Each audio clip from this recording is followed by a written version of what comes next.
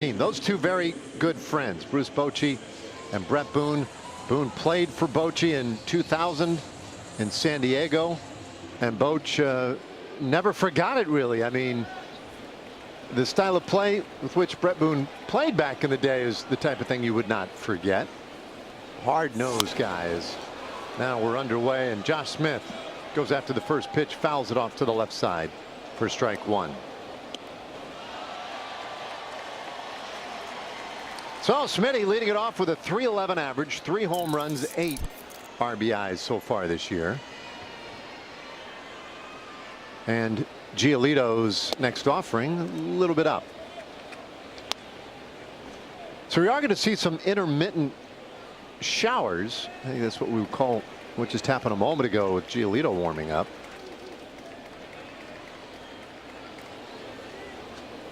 One, and he buries that one. So, but anyway, only for a little while.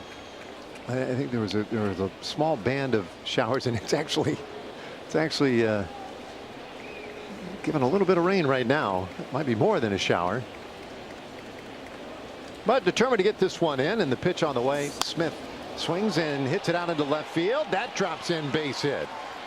Those are tough to get right there. The flares into left in this ballpark, because the left fielder, in this case Duran, usually plays way in. Yeah, this is a great job of hitting by Smith. We'll see the location of the pitch. It's kind of inside down, stays inside the ball, drives it into left field, and drops right in front of Duran. And a good start, and Smitty's staying hot after Sunday.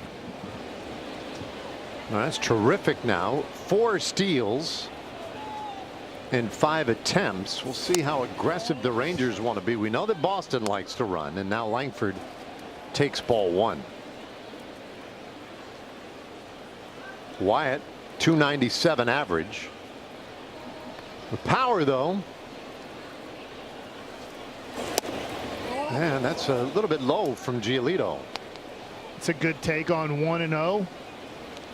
Wyatt Langford, I talk about it a lot, but has a very good eye at the plate, especially for a young hitter. Yeah, a young power hitter, right? Normally think of those guys a little reckless sometimes. That's just on the corner, and barely. And even that's a good take. What are you going to do with that? If you swing at that on 2-0, you've worked your way into a hitter's count. Not much you can do with that pitch except shoot it to right field. Chopper, shortstop. Story, good shovel to second for 1 out. The throw to first, not in time. Toro playing at first base with a great stretch. Gave himself up for it, but Langford just beat it out. We'll see the replay here, a 2-hopper. It's a nice turn. What I was watching for is, okay, I think he's safe. He was on the base. Toro looked like he stayed on the base, but there's going to be no replay. Or review, I should say. Yeah, we had the replay. Yeah, we had the replay. There's no review. Here's Corey Seager at .291 for the year with 4 home runs, and he fouls that one right back for strike 1. Oh, fair warning, Mike. I feel like I should let you in on this. We absolutely can get foul balls up here. All right. So I'll be counting on your good hands to take care of anything through this little window in front of us. 1 strike pitch, that's high. I was All-State. Doing good hands? Good. All-State good hands. I love it. Let's go. Yeah, here we are. Hey, we're staying dry. Right now. Plenty of room, though, for a ball to sneak up in here. 1-1. And that is strike 2 on Seager. 4 homers, 8 RBIs for Corey. Pretty steady rain in this first inning. And Seager wants time. And Giolito looks irritated, the veteran right-hander. Made his Red Sox debut this season on Wednesday in Toronto. So a second start of the season, and that's fouled out of play. And that start for Giolito on Wednesday, that was his first big league appearance since the last days of the 2023 season. By the time he was pitching with Cleveland. 1-2, and Seager smashes that foul. Look out. You know, Giolito has, I would consider, more of an arm motion of a reliever. It just doesn't, you know, look like a guy who can throw a lot of innings with that really short arm motion. Kind of relievers can have more funky motions in short spurts, but he's able to do it as a starter. On the 1-2. Ooh, did Corey go? No, he did not. 2 balls, 2 strikes.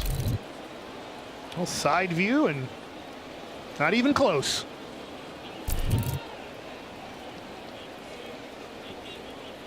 Well, making Giolito work a little bit in this first inning.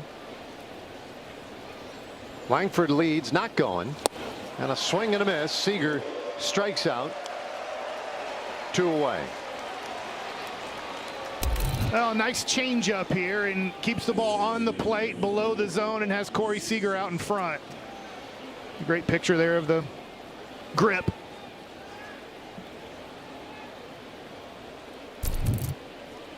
So big strikeout for Giolito. And now the designated hitter, Jock Peterson, and he takes strike 1. Peterson 0 for 4 on Sunday. Had some hard hit balls in Sunday's game. That continues to be a story for him. Good at bats, but no results in the 1 strike pitch. Ooh, he went around there. 0-2. Well, he's not in a good position here now at 0-2, but he is 3 for 6 in his career off of Giolito. Yeah, could be a real good matchup for him here tonight. Now he is having trouble with his back foot right now, as it's been a steady rain throughout this top of the first, and he called time and is trying to dig a little bit more of a hole back there to get a footing. Yeah, we delayed the start of the game quite a little bit. This is a surprise, this extra rain here. Langford not going. The 0-2 is high. 1-2 the count.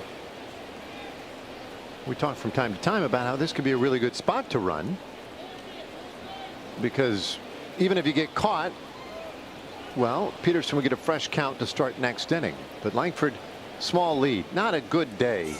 This is a bouncer off the mound into center field, a base hit. Langford digging for third, and he'll be in there easily on the Peterson single. There we go. Jock Peterson, yeah, celebrated. Having a little fun down there with Corey Ragsdale. Well, it's a hard hit ball. You can see the fastball here, trying to get the ball up, doesn't get it up enough, and Peterson finds the middle of the field and finds a base hit, and that has to feel good and also probably a little bit relieved. Well, it's huge. Regardless how this inning ends up, every little bit for Jock Peterson really important for him and for this team right now. Semien takes a high strike. Marcus 182 average, a couple of homers, 14 driven in. Bats 5th again today. That's a job that seems to have agreed with him. And he'll take off the plate. And he told you when he moved to 5th that he noticed that Josh Young, when he was batting 5th, gets a lot of RBI opportunities, and here he is in an RBI opportunity. Yeah, it's great. And we know he can drive him in. He was so good at that in 2023. A ball in the dirt. Here comes Langford. He'll score. Peterson's hung up, but he doesn't really care because he got the run home. The distraction enough that they did not make a play on Langford. And so he scores on the wild pitch. Peterson is out between first and second, and the inning is done. And the Rangers get that first run of the ball game. All right. Unique but good start for the Rangers tonight. Now Nathan Eovaldi to the hill. In the top of the first, we head to the bottom of the first, and watch this read by Wyatt Langford. And this ball hits the dirt. He's immediately taking off right here. What a great read. That's how you get a secondary from third base and take off once you see the ball just get a foot or two away from a catcher and easily score. Great base running. Yeah, really excellent. And by the way, today is, you would gather, not going to be a great day for base running unless in horse racing parlance, somebody's a mutter. Here's Jarren Duran, and the first pitch from Eovaldi grunted right in there for strike one. Duran, 271 hitter with a couple of homers, 19 RBIs. And Eovaldi gets him to swing and miss at the curveball. Well, 0-2. we have to remember that pitch. He threw 22 curveballs on opening day against the Red Sox and got 10 swing and misses on that pitch. Well, he's 1 for 1 in terms of swings and misses on that curveball tonight. The 35-year-old right-hander, former Red Sox, ahead 0-2 here on the leadoff man for Boston. And he strikes him out swinging. That one tipped right into the mitt. And Duran strikes out on 3 pitches. Well, Eovaldi goes to the splitter here. Perfect location, swing and miss. Get the first out of this game for Eovaldi. All right, so Duran retired. The rest of the lineup for the Red Sox.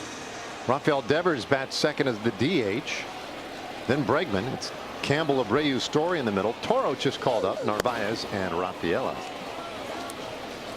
And Eovaldi misses with ball 1 to Rafael Devers. A patented big open stance for Devers.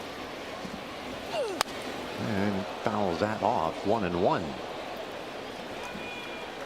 Well, this will be an interesting story to follow in this series, Mike. The difference between Rafael Devers in the opening weekend of the season and where he is now. He has turned things around dramatically. The month of March, he was 0 for 19. He takes off the plate. There's that curveball. Yep. But his numbers, Devers' numbers in the month of April, he had, I believe, a 902 OPS. So, yes, off to a really bad start against Texas in the first game against Baltimore. But from that point, he's put up kind of Rafael Devers' numbers. 2-1 pitch and a swing and a miss. Very late on the fastball. It's 2-2. And that was the thing that he had trouble catching up with to start the year. Right there, he had trouble catching up to that one, too. He was so off when we saw him that first weekend. 2-2 pitch, and that's pop foul. And there was a lot of conversation on our end and all around baseball at the time about just the mental state of Devers at that point of the year, after having lost his third base position really before spring training. 2-2 pitch, and he rips that right down the first baseline, and then it bounces off that short wall into right field. Devers will have to be content with a single. A really hard hit ball right there by Devers, 105 miles per hour. Well, you go to the curveball again here, but this one just hangs up too much. Devers stays back just enough and gets this ball down the first baseline. Josh Smith makes a good effort for it, and then Garcia does a nice job here. You can see him moving gingerly in the outfield, not because he's hurt or anything, but right now that outfield grass is pretty wet. Yeah, these conditions they're going to be tricky tonight. Bregman will take a fastball right on the outside corner for a strike. That was the cut fastball. Rain still coming down. There's the arsenal. Splitty throws that third most in baseball, and fastball curve. Mix in that cutter every once in a while. Oh boy, off the glove to the backstop. Heim can't find it. Devers stops at second.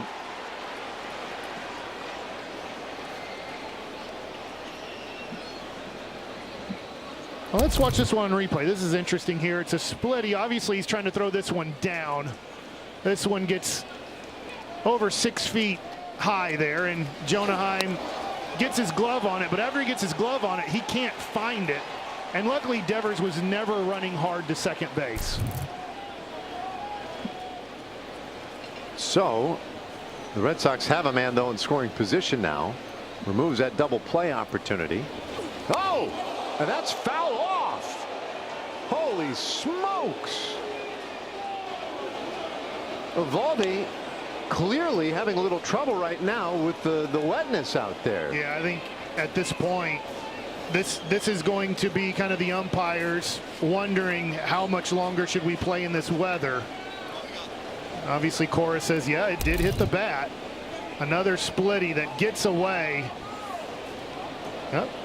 And it does just hit the bat and misses the back. Goodness. Oh my. Now they're asking about the count. Yeah, They're it's 1 saying and 2. It's not even. Yeah, it's 1 ball, 2 strikes. That confusing. The board has 2 and 1.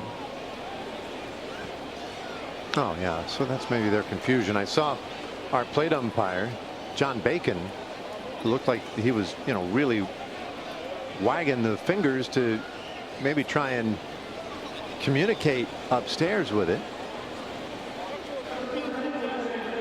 It's a foul ball. The count is 1 and 2. Yeah, it was just. I still, okay. I was gonna say I still don't think the scoreboard operators really got it, but now they do. Well, let's see where this next pitch goes. Well, I'll tell you, if you're Bregman, you can't be real comfortable. No, 2 in a row. 1 in front of your head and 1 behind your head. 1-2 pitch, and that one bounces well short of the plate. Now, these umpires are going to have a decision to make here, probably in pretty short order. Although it does seem like, I just can't tell if they're even considering it right now. But it's pretty obvious that the grip of the ball is a problem right now for Eovaldi. 2 and 2. Yeah, that's fouled away. At this point, right, the ball that you can just grip, fastball, he's throwing the ball where he wants. But right now, the breaking ball, split finger, he's having an issue with the release and it's slipping out of his hand.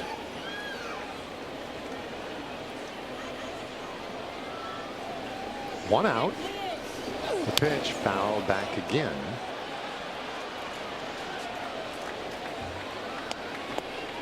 Well, it stays 2 and 2. There are the Redcoats. That's a term here.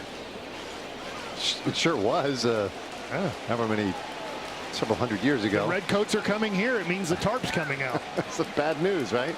2-2. And that one misses. Now, keep in mind with Eovaldi, right? Just in case you're wondering really how wet is it. I mean, maybe he just doesn't have command. You're talking about a guy who's walked 3 batters this year against 47 strikeouts. He doesn't have command issues like ever. That ball is dealing in fits at the moment. He'll look back there at second base. Devers hardly had a lead. You can see his hat getting pretty wet. This is not the most fun thing to pitch through. There's a swing and a miss, and he strikes out Bregman. Second strikeout of the inning. That was a battle. Yeah, 8th pitch of the at bat. Really nice cutter here. Well located outside corner. It's a big strikeout with Devers on second base. So now Tristan Campbell, cleanup man for Boston, and he takes right down the middle for a strike. 290 average for Campbell. 4 home runs, 12 driven in. Very early, but definitely a Rookie of the Year candidate. No question. Currently on a little 0 for 8 stretch, and he'll take inside. The other thing that's tough too is obviously they really check you for having any type of tackiness on your fingers. And if you had a little bit of tackiness on your fingers, it would help in this rain. 1-1, a chopper to first. Smith has it. Quick exchange over to first in time. Wow, that was a tough play for both Smith and Eovaldi, but the inning is over. Well, Eovaldi gets out of the inning and gets 2 big strikeouts in the inning. The first one on Duran. The next one, a cutter to Bregman. And the Rangers lead 1-0 after 1.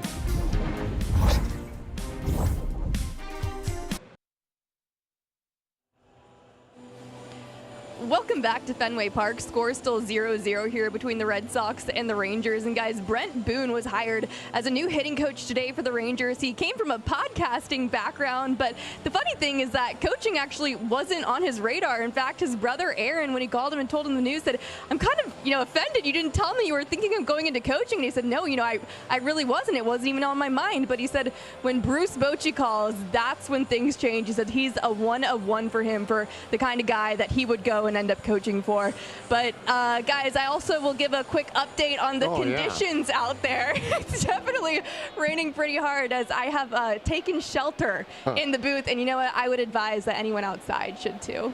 Wow. Yeah, it's good. It's the strength of having an intrepid field reporter. give us that, just sense of being down there. There's a ground ball shortstop, and good hustle down the line by Marcus, but he's put out for the first out of the inning. Well, this is going to be interesting as this game continues, because it looked like Trevor Story there had a little bit of trouble with the grip.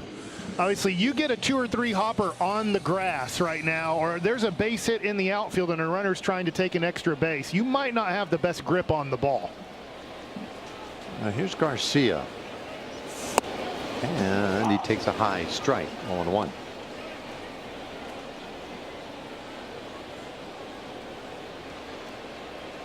Garcia, 217 hitter, 4 homers, 17 RBIs.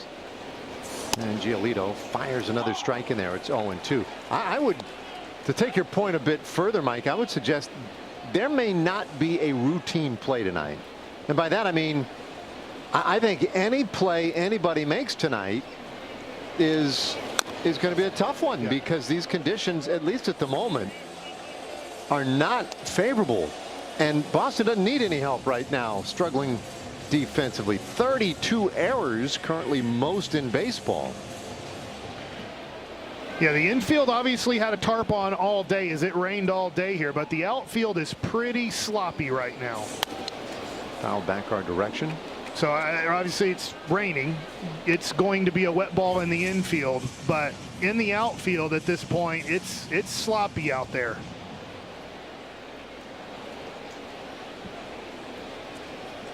And that ball picks up moisture in a hurry. Scooting across the grass. That one is outside. 1-2 on Adolis. So every throw is going to be a potential issue. Even just getting a ball cleanly. I was even wondering last half inning on the wild pitch when Devers went to second base. It was a pitch that was high from Eovaldi. 2-2. And went in and out of the glove of Heim. I just wonder sometimes if it's even be hard to catch the ball sometimes. No, this is a curveball. Eovaldi's having trouble with his breaking ball and split finger. You see Giolito there having trouble with the grip on a breaking ball. Now, I'll tell you what used to happen in these conditions, but not anymore, is guys used to challenge pitchers with bunting the ball in these situations.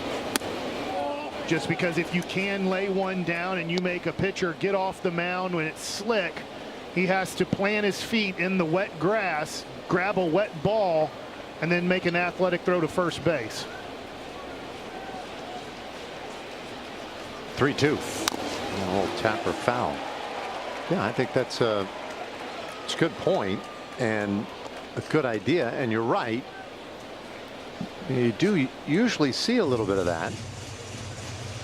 I would suggest to you, Mike, it's Brett Boone's first day as a hitting coach. He probably doesn't need you second guessing the strategy in the second inning. 3-2. That's outside. Ball 4, and Garcia will take his base. I mean, you calling him out right now? Yeah. Where are the butts? He did say he's going to be more of an observer for a while. I mean, that's just something right here. Is this guy a perfect bunt candidate in Evan Carter? He can run. Now, how good of a bunter he is, I don't know. That's just it. I'm not real sure myself. He's not thinking about it, and he takes a high strike. But the thing is, left-handed hitter, you're already a step closer to first. We know he has good speed. They see the numbers with Round Rock. They were a lot better lately. Been surging, and he rips that down to first. play. Holy Abraham Toro, Batman. Can't hit it Somehow any better. made the catch. Somehow it just happened that he was on top of first. That is wild. I said there were no routine plays. Still 1-0. Rangers up 1-0 after one. We head to the bottom of the second here, and Evan Carter crushes this ball. And unfortunately, most of the time that's a double or a triple for Evan Carter, but it ends up being a double play out. But hey, that's a great play, but that's good news. Evan Carter coming up, and first ball he hits is a rocket down the first baseline. I love to see that. Yeah. Yep, you figure if you get a lot of swings like that, things are going to go just fine as Wilyer Abreu steps in here. And he takes just a little low, ball one. I'm just a little surprised it says 279 as a batting average. I thought he was going to say like 679. Yeah, it clearly some technical issue somewhere. That's in the air left field. And Langford gets right to it. One away. Wow. Abreu retired. How about our Choctaw Casinos and Resorts game within the game? Boy, Eovaldi right now the whip at sub 1.77. The strikeouts to walk ratio. Both those are best in baseball. His breaking ball yielding the lowest batting average against. And then all those strikeouts with the splitter. Everything right now for Eovaldi has just been terrific. That's fouled straight back for strike one. Yeah, right now, not only Eovaldi, but DeGrom and Malley are all on the All-Star team. I know we're a ways away from that, but you have, out of your starting rotation, you have right now 3 guys pitching at All-Star form. One strike pitch to Trevor Story, and that is off the plate. See the 267 average for Story, 5 homers, 16 RBIs, and now Eovaldi wants a new baseball. It does look like the rain has stopped, though. You think? Slowed anyway. Okay. Well, I guess it's still light, but Eovaldi's breaking ball there looked like he had decent grip and command on that one. 1-1, and that's hit softly towards shortstop. Seager takes care of it and retires his opposite number, 2 away. Let's slide over here for Baylor Scott and White Health. Get the back care you need and get back to life fast. Well, that is kind of my thing. Healthcare that keeps you in motion. It's not complicated. So with 2 quick outs, here is Abraham Toro. And he'll go after the first pitch. Pop up into short center. But coming over from left field is Langford to make the catch. So a 1-2-3 in the second inning. And boy, did Eovaldi look really sharp there. Third inning coming up. It's 1-0.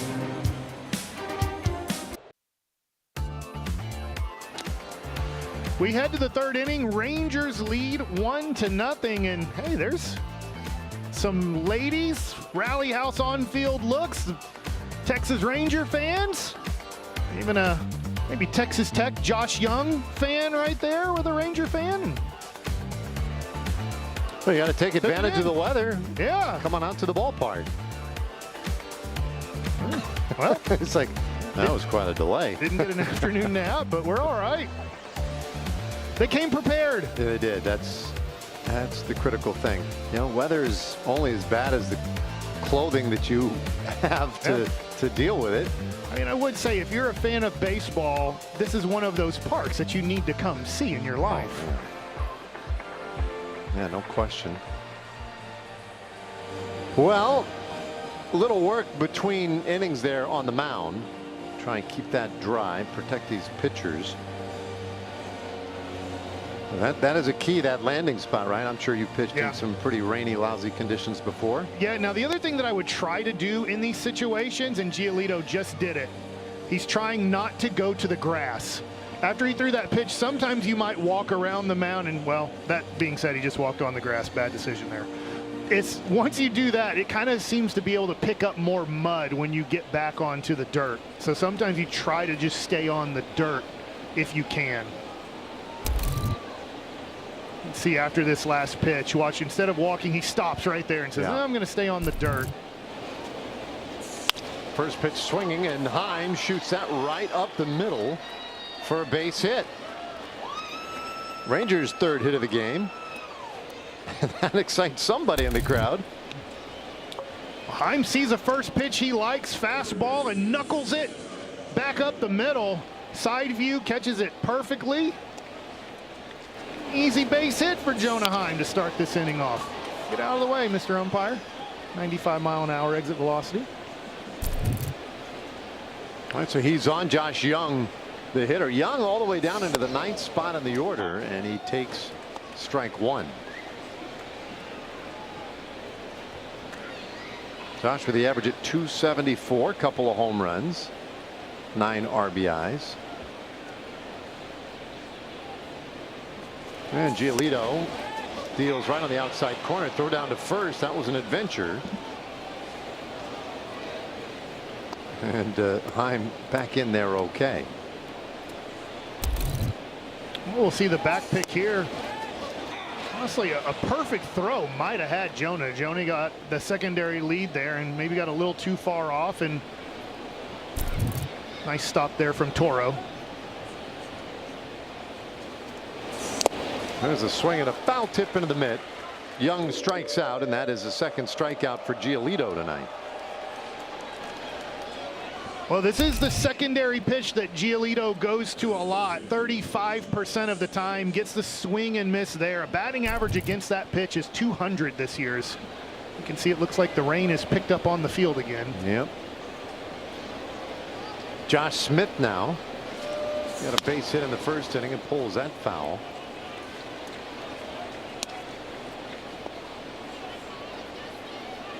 I don't know that I can quantify it, but I would qualify that first time through the lineup as his Rangers hitters looking either a little more comfortable or confident or aggressive. I'm not sure what it is, but we're seeing some pretty good swings off Giolito. No, I'm with you. I think 4 guys have hit the ball really hard today. Now, 3 of them led to a hit. 1 of them led to an unfortunate double play. But if you get 4 hard hit balls every time you go through the lineup, I don't know the analytic of that, but that seems pretty good. If 4 of your 9 guys are hitting the ball hard, you just got to find gaps and find holes in the defense. Nice shift on the infield with Smith up there, and it's now 2-2. They do leave, or had left, a lot of room on the left side, but now that's closing. Bregman was up in case of a bunt. You see, after strike 2, the whole outfield shifted to Shade Oppo, at least center field and left field. Well, this one popped up out into left field, and Duran takes care of it for the second out of the inning. Yeah, with this rain right now, even Duran didn't look super comfortable as the ball was coming down catching it. Now, that's what I'm saying. I don't think anybody anywhere on the diamond feels comfortable, and I don't, whether it's in pursuit of a ball or then trying to get rid of the baseball, whatever the case, there are challenges out there tonight defensively. Langford taps that one straight down in the dirt. So when Josh Young, after the second strike here, watch the outfield after kind of shading to pull center field and left field, they move into now Shade Oppo with 2 strikes. So obviously Josh Smith's scouting report says with 2 strikes, he'll let the ball travel a little bit deeper and use more of the whole field. One strike pitch to Langford, and that is down the right side, heading foul over for Abreu, but that one's not close. 0-2 the count. You never know down there though with Pesky's pole. You don't have to hit it very far. Now you are correct. There's the Pesky pole, named after Johnny Pesky, and it's it's one of the rites of passage. As a fan, you can go ahead and autograph it. The great Hall of Famer Johnny Pesky. As the pitch to Langford, he fouls it away. Stays 0-2. Langford has scored the only run of the game today on a beautiful dirt ball read. He was at third base when Giolito threw one in the dirt, and Langford did not hesitate. Got a great read and bolted for the plate, and he scored. 0-2.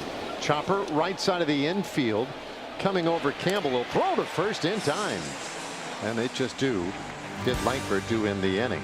Rangers leave a man. We played 2.5. Nathan Eovaldi pitching awfully well in the first 2 frames. He'll come out with a 1-0 lead.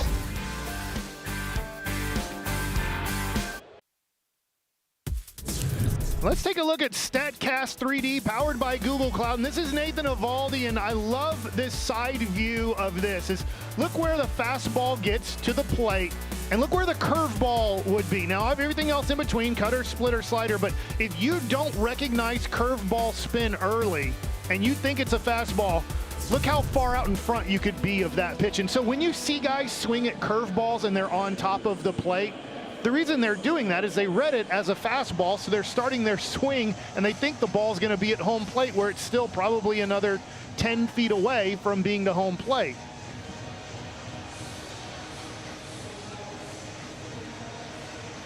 Well, he's been a master of deception, but his stuff is so good as well. The fastball has looked crisp tonight. That splitter has always been the bread and butter for him. He'll go to work on Carlos Narvaez now. Oh boy. Oh, the bat got slippery there. Hopefully everybody's okay, and that bat is tossed. You know, I can throw a club or two if things don't go my way. I'll get a little extra pine tar in there, and that bat. Yeah. Hopefully everybody's okay there. It is coming in hot. Strike 1 on Narvaez. 214 hitter. And there's that curveball right in there for strike 2. That was very flinchy here. Watch the flinch. Oh no, it's going to hit me. Oh, it's a strike. Oops. Not a bad time to throw that pitch again. Man. 0-2. And that's lashed foul. Boy, he was almost ready for that heater. Not quite. Yeah.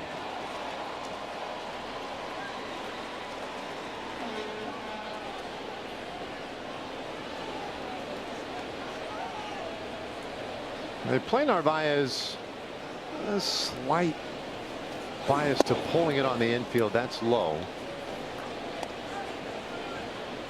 A lot of room down the first baseline by Josh Smith. After going away from the curveball a couple times, maybe it can look nasty again if he kind of throws it at him and gets the flinch again. Now 1-2. Swing and a miss. It was the splitter. Third strikeout for Eovaldi. Well, Eovaldi has 4 pitches he can go to strike out guys. This is his favorite, and that pitch is right at the bottom of the zone. Narvaez out in front. Strikeout number 3 on the night for Eovaldi. So Ceddanne Rafaela, speedy center fielder, he fouls one back for a strike. Got a great field mics down there tonight that pick up the grunt from Eovaldi with each pitch. Yeah. He's always been a grunter, but you can really hear it better in some parts. I mean, it just shows the energy that you're working with. Obviously you hear it a lot in tennis, but a lot of pitchers make that grunting noise, some louder than others. 0-2. I'll lay out here so we can hear a good grunt here. Yeah, let's get a good grunt. He's retired 6 straight.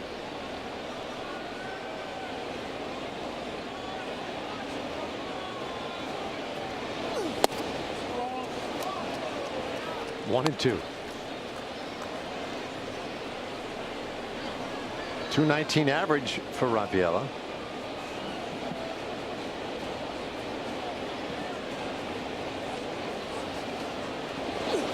Evaldi, did he check that up? I guess he did. 2-2. I might have missed this a few times, but that looked like the first time Evaldi kind of tried a timing disruption by dropping the legs, stopping, and then going again.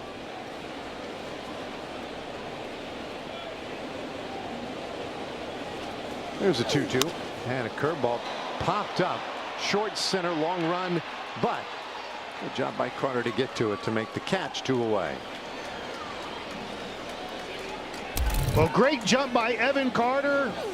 As soon as he sees this one hit soft, takes off, and Evan Carter can fly and easily makes that play.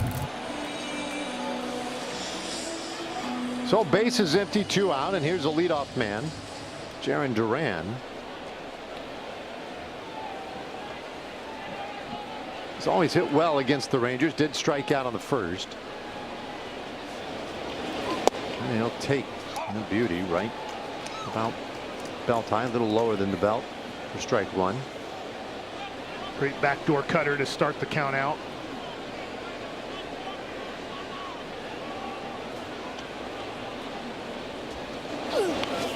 Way in. Well, hit the sign. Yeah, almost need a little repair for that safe flight sign. Rain's still coming down. I mean, it's not heavy at the moment, but the damp conditions have caused a problem. The 1-1. That's down the left field line, foul.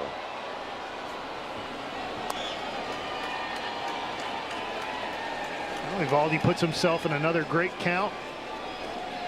We've seen him strike out Duran in the first inning with the split finger. We'll see if he goes back to that pitch or tries something different.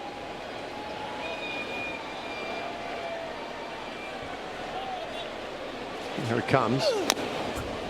Goes with a fastball. Duran stays alive. That's what makes Evaldi so tough to figure out. Is you're like, oh, will he go back to the pitch he got me out with before? And he goes 95 up. Give Duran credit for fouling that pitch off.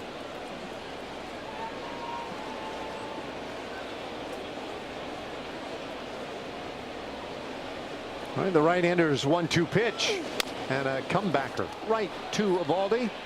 Lobs it over to first in plenty of time. That's another 1-2-3 inning. Out Nathan Evaldi, pretty much the ace of this staff, and he's retired 8 in a row.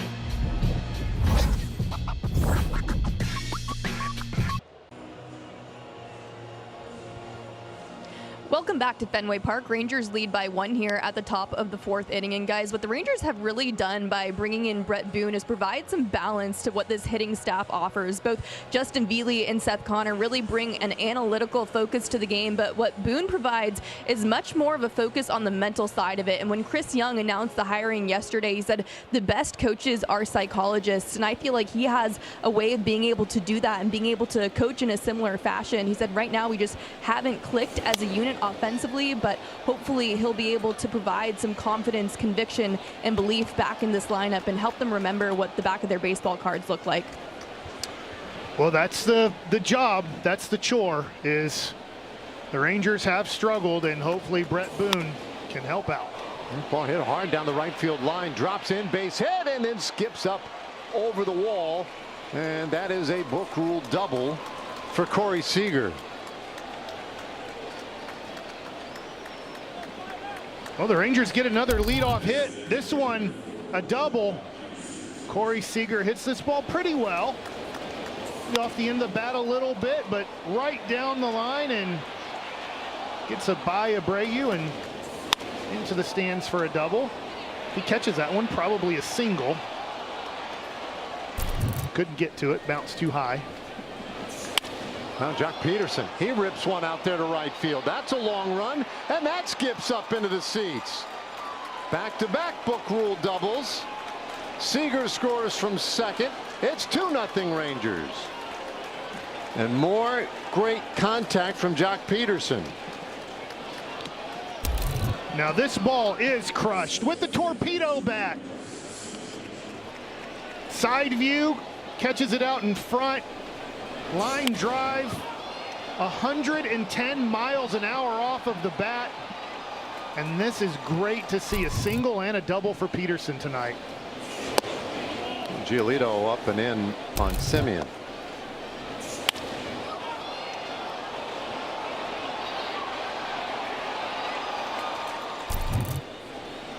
Well, I think it was still moving when it got to the fans. 2-0. Back-to-back doubles to begin this fourth inning. Marcus grounded out to start the second. 0 for 1 tonight.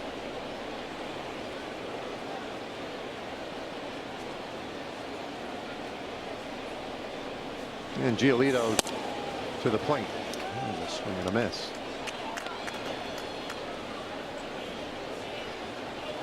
Giolito, 30 years old. His second year with the Red Sox. Originally drafted by the Nationals. Bouncer right side of the infield. That's through. Base hit. Peterson stops at third. So 3 straight hits to begin the inning. How about this great situational hitting from Marcus Semien? Runner on second, nobody out. Your job is to get him to third base. You'd also love to get a hit. Setting up outside. Ball goes down the middle. Marcus Semien stays inside the ball, drives the ground ball to the right side, and also gets the base hit. Great job of hitting, situational hitting at its best. Yeah, that's where the Rangers were really hoping to see an improvement. So far, so good. Here's Garcia, and he goes after strike one.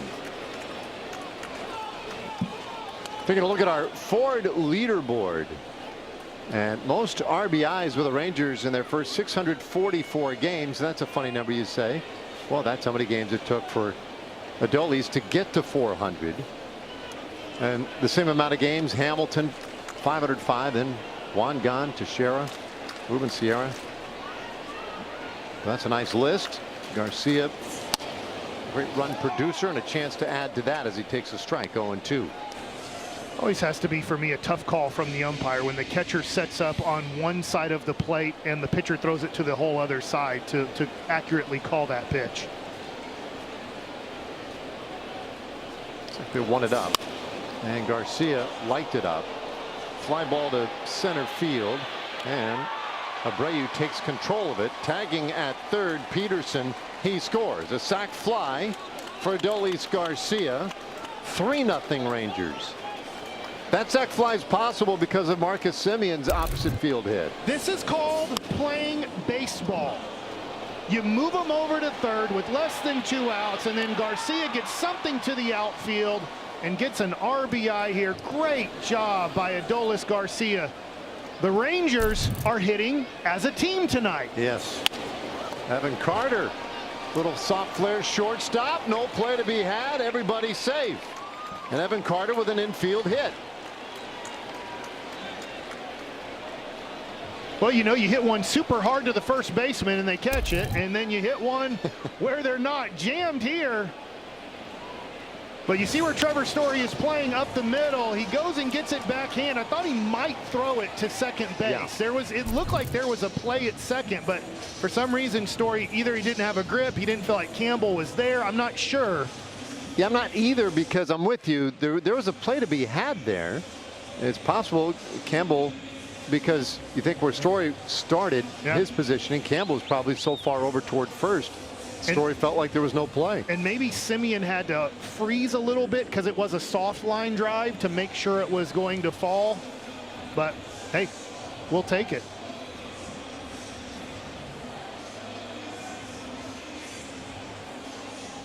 No, this has been fun so far here tonight. 2 runs in the inning, 2 men out there now for Jonah Heim.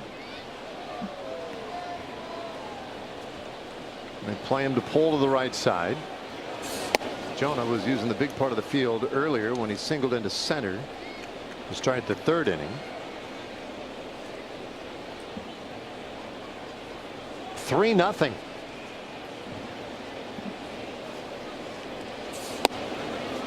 That's a strike. 1-1 on Jonah.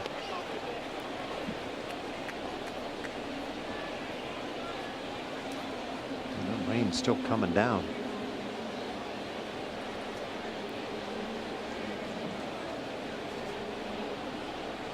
One, and that's too tall. You know, I'm just thinking about this lineup. It's just in the 4th inning. But if this lineup can get going right now, you have a 2023 All-Star up to bat batting 8th and a 2023 All-Star batting 9th. And they were starting All-Stars. Yeah, I go back to, you know, the Rangers have been going through it here recently. And there have been a lot of questions thrown out there. What's going on? What needs to happen? What needs to change? I just kept going back to the fact that there are a lot of good hitters in this lineup. Too many guys who are good, proven hitters for them not to have been playing better. 2-2. That is in full count. And I get there were some guys who had kind of breakthrough years in 2023. Right, yeah. And you could say, well, maybe that was just a 1-year blip. But I don't think that was the case, certainly with all of them. And I don't know, with some of them it was early enough in their career, it's too hard to say that. Ground ball up the middle, that's through, base hit. Here comes Semien, he'll score. Carter races to third. It's an RBI single for Jonah Heim. Rangers lead 4-0. Great job of hitting, and when you miss your location, you should pay for it in the major leagues, and the Rangers are making Giolito pay for it. Watch where the location's supposed to be, watch where the pitch is thrown, and Jonah Heim hits another hard grounder up the middle. Second hit of the game, gets an RBI, 105 miles an hour off the bat, and Evan Carter, who can score easily on a fly ball out to the outfield, is at third base. 3 runs on 5 hits this inning. And now Young, he'll take outside. Young struck out in the 3rd. He's 0 for 1. And now they get activity going in that bullpen. Bernardino grabs the baseball and will start to warm up. That one's high, 2-0. Good calm take right there. Put himself in now a home run swing count. 2-0. Small area you're looking for in your location. If you like it, crush it. Very high. Throw down to first, not in time. Good job by Heim to make sure he gets back in there. Oh, yeah, a little pudge behind the dish tonight. Back picking. Meanwhile, Evan Carter off third base. 3-0. And that is high in the air out to short right field. Abreu coming in. He'll make the catch. Carter tags. And the throw bobbled by the cutoff man, but Evan had already retreated. 2 gone. Top of the order coming up. But first, a message from Jack in the Box. My Nashville hot popcorn chicken. So much deliciousness starting at $6.99. Welcome to Jack in the Box. I feel like Jonah did some acrobatic work there. I'm not sure if he jumped over that ball as it was coming into the infield. Oh, really? Yeah. I did not catch that. Kind of in the way of the relay throw, but got out of the way. Well, Josh Smith now. And he'll take ball 1. Smith with a base hit is also flying out to left.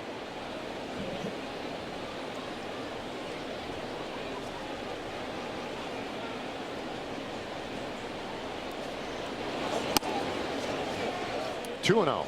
Another hitter's count. Now, Josh Young was not able to take advantage of the hitter's count. We'll see if Josh Smith can.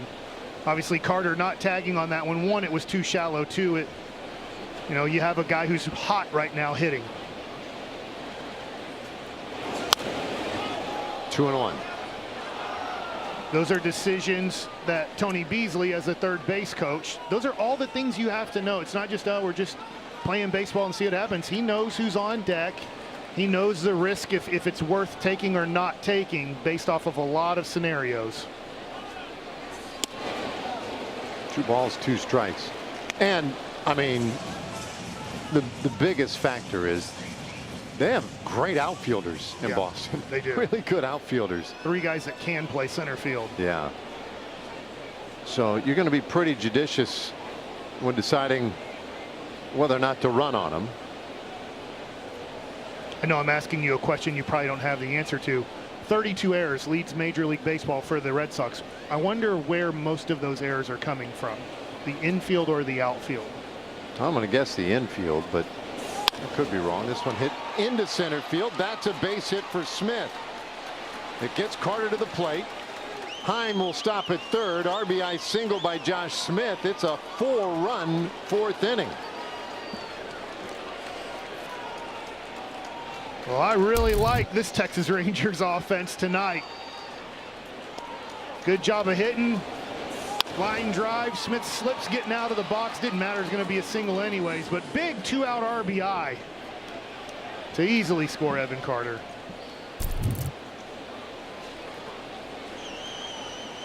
Well, with Langford, the Rangers will now have batted around in the inning. Seager got everything started with a double. This one up the middle. That's a base hit. Another run is in. Langford with the RBI single. It's 6-0 Rangers. Wow.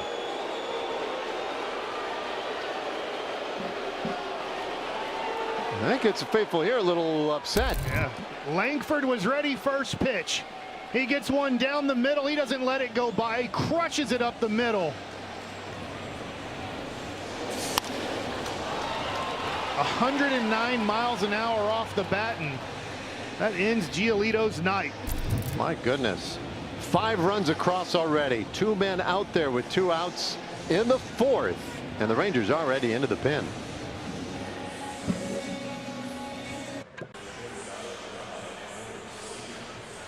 Oh, we love the crooked numbers.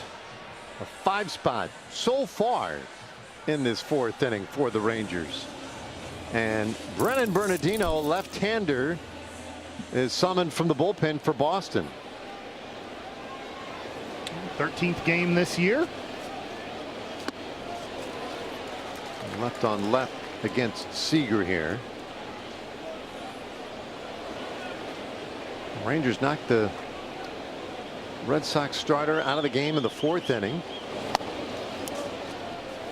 So now they can work on this bullpen a little bit, which could potentially give them an advantage later in the series as well. Off to a 6-0 start behind Nathan Eovaldi.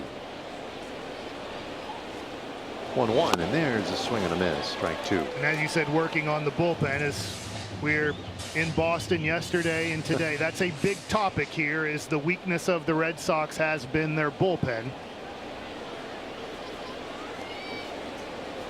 1-2 pitch, and Seager takes low. Seager started the inning with a double. First of back-to-back doubles to begin things this inning. And then the avalanche continued. 7 Rangers hits in the inning. 2-2. And that's well off the plate. Yeah, boy, talk radio around here. It's different. Taking the bullpen apart. Very different talk radio in Boston than in our Metroplex. Something about the accent too that just makes it sound so much harsher. 3-2, and a broken bat liner foul. Boy, Seager does not lose many bats. We have a little bit of fun over the course of a summer with just how long his bats will last, but that one's done. Yeah, lefty on lefty, sidearm here, trying to go away.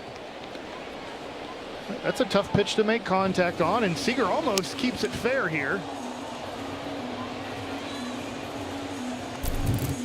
So he gets a new one and then goes to work on it. You know, on a single here, I mean, it can't be hit right to an outfielder, but 3-2, 2 outs. Langford's moving when the leg goes up. You can see Toro playing so far back, you don't have to worry about a pick to first base. He might be able to score on a single.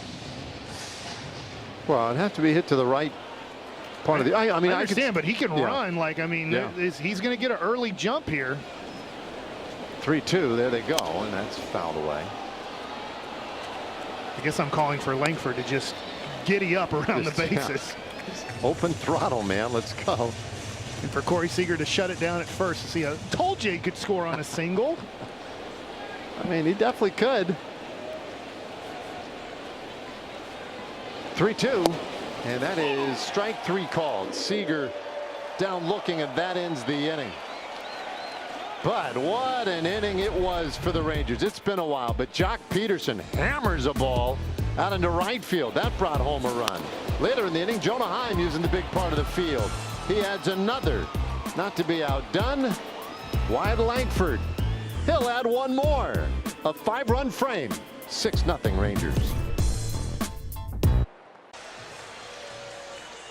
We've played 3.5, and the Rangers are up 6-0 on these Red Sox. Former Red Sox, current Ranger Nathan Eovaldi having a really nice game and getting some really nice run support, because he has not during this season 2 or fewer runs of run support in his starts this year.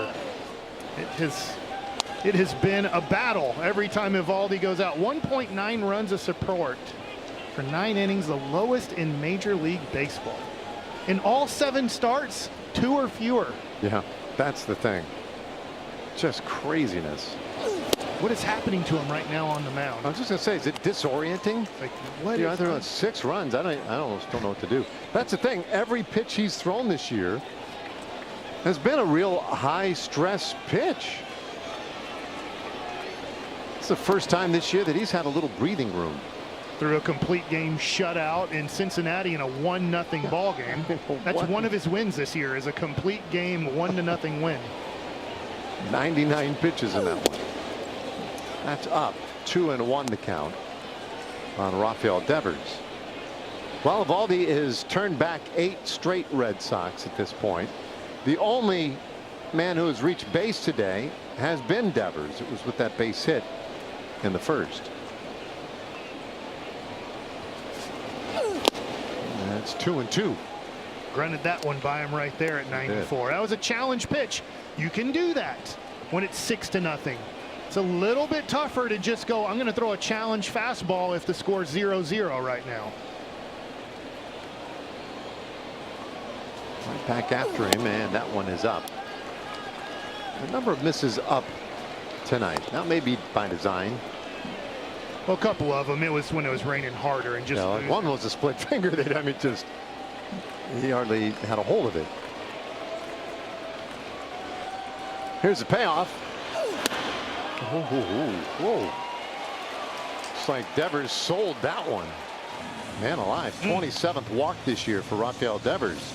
Lead man on for the Red Sox here in the 4th. Well, that one could have gone either way. Might have been perfectly located at the bottom of the zone. Maybe it catches an edge. It's a borderline yes or no. It's just the 4th walk that he has issued this year.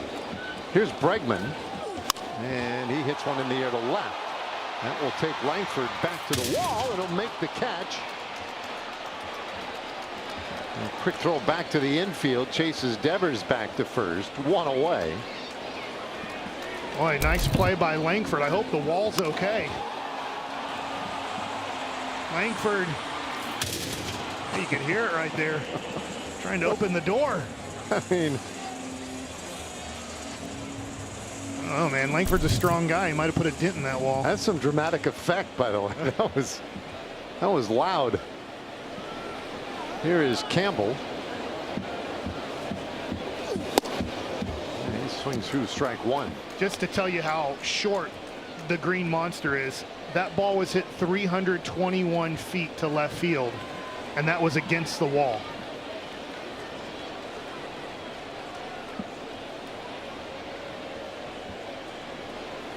Strike pitch, and Campbell watches another close one.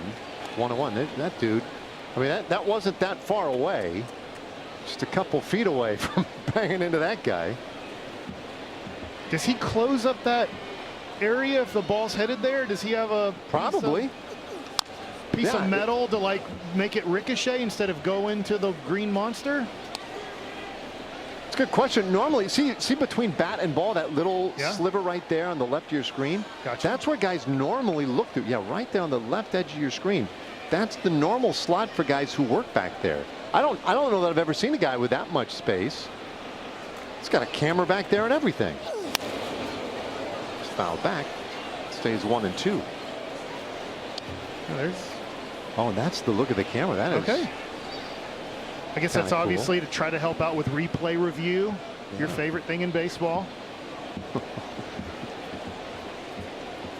I mean, that is really It's a kinda beautiful, cool angle. beautiful shot. Still though, fella. 1-2, and that's tapped foul. Campbell keeps the at bat going. Looked like it almost got tapped in the wrong place for Jonah Heim there. Being a catcher is, you got to have the right attitude to be a catcher. And equipment. Yeah, true. True. That's why you wear a cup. For all the kids at home that are in Little League and not wearing a cup. behind them. I mean, they're definitely not wearing it. 1-2, and that's low. I remember when that stage of life comes along and their coach mandates that you go get one and you wear one, and you wear it for that first day when they do the check, and then probably never again. That's how you get hit. Devers, not much of a lead at first. There's a swing and a foul tip into the mid. Another strikeout for Eovaldi. This is a good pitch, but Jonah Heim, this is a great job here of catching this ball. You can see Jonah just hold on to this. This is going to be a great look here of the cutter and then the foul tip. Well, here's a side view of it. But Campbell is kind of thinking there's no way Jonah caught that, right? That's a good job. You always feel, as a pitcher, you're like, thank you, catcher, because you've made a good pitch. You want that out, and you know, like, it's not an easy deal to catch a foul tip because you're assuming the ball's going to go in one direction or one, you know, it moves just a couple inches on you, and there's no way as a catcher you can move your glove in that millisecond of a time you have, but you just hope that you can get it somewhere near the webbing and then close the glove.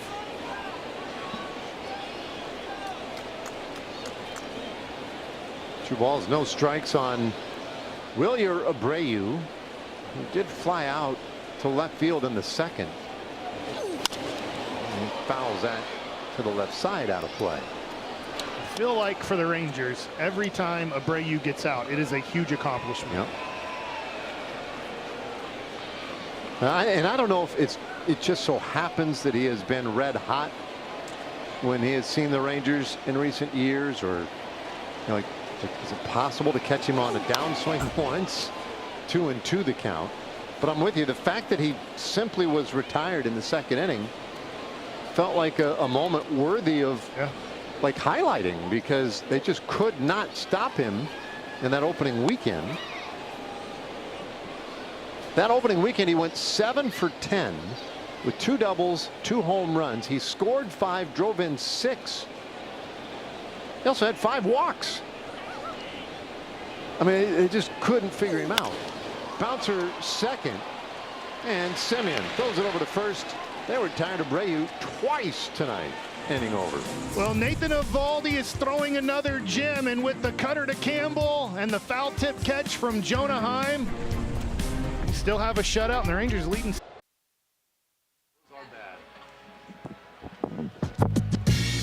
6-0 Rangers. We head to the 5th inning, and 2 Ranger fans taking in a game at Fenway Park. Well, how about a theme night at our ballpark? Tickets will get you a co-branded True Brand Texas Rangers 1972 throwback white cap. This is Tuesday, May 13th versus the Rockies. Only when you buy your tickets at rangers.com/theme nights. The backwards letters, they're in. I've got an idea. You know, I mean, you and I are always trying to come up with good business ideas. Okay. We have tons of good business ideas. A lot of them. We need funding. 5th inning is here, 6-0. Rangers on top. Peterson has looked pretty good tonight, and he takes a strike, 1-1. So that's the upside down printed hat there. Yeah. Right? And that's become pretty popular. Yeah. Peterson trying to bunt. How about that? So, guys, I have a question, because those are called the throwback hats. Were the upside down letters cool back in the day? Never. In the olden days for you guys? They never did that. No, in fact, the Dallas Cowboys are the ones who made it popular because it was Ben DiNucci, a backup quarterback that was drafted in the 7th round, who decided to make a Dallas hat with the letters upside down and then gave it to Dak Prescott.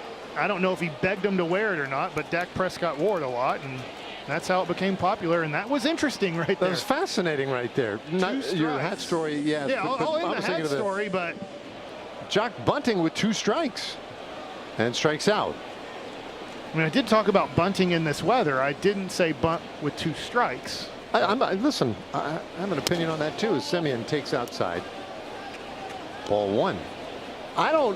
It does not kill me when guys bunt with 2 strikes.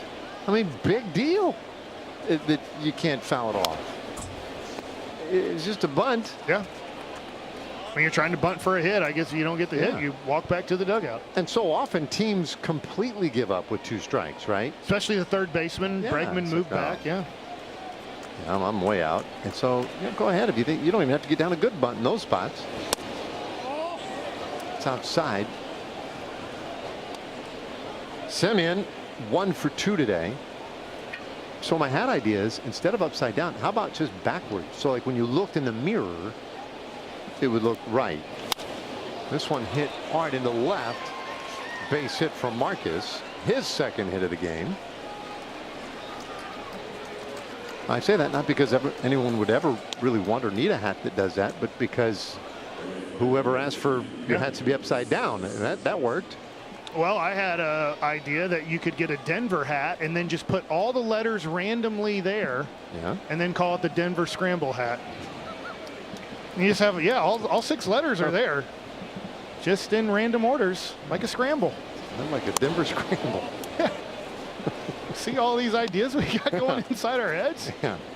It's poor heads.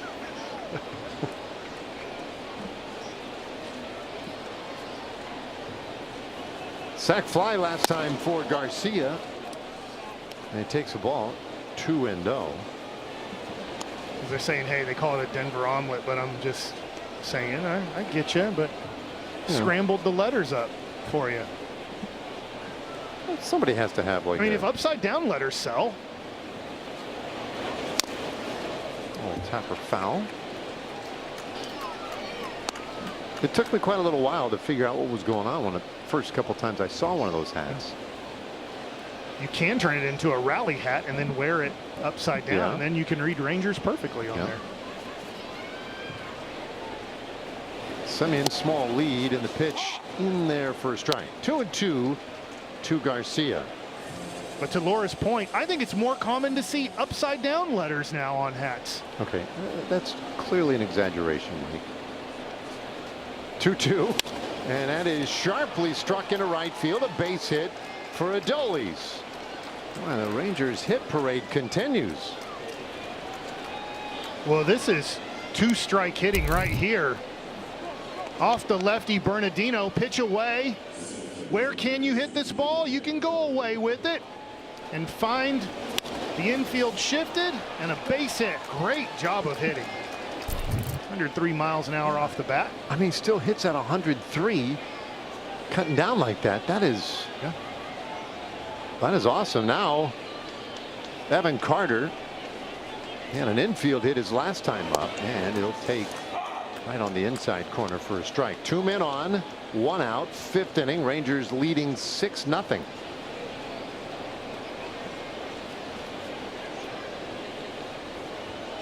Bernardino got the final out last inning and floats that curveball in there. 0-2. Now, I don't know the numbers on Evan Carter, how many times he faced lefty on lefty in AAA. I know that they wanted him to get as many at-bats against lefties as possible. This is a tough lefty on lefty look here. So obviously Peterson decided to try to bunt on it. 1-2. And he struck out Seager. Yeah.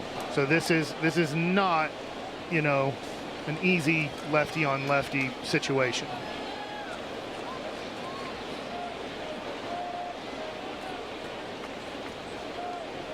Bernardino has the advantage, and that is popped up first base side, and that might reach, it should reach the stands. It does.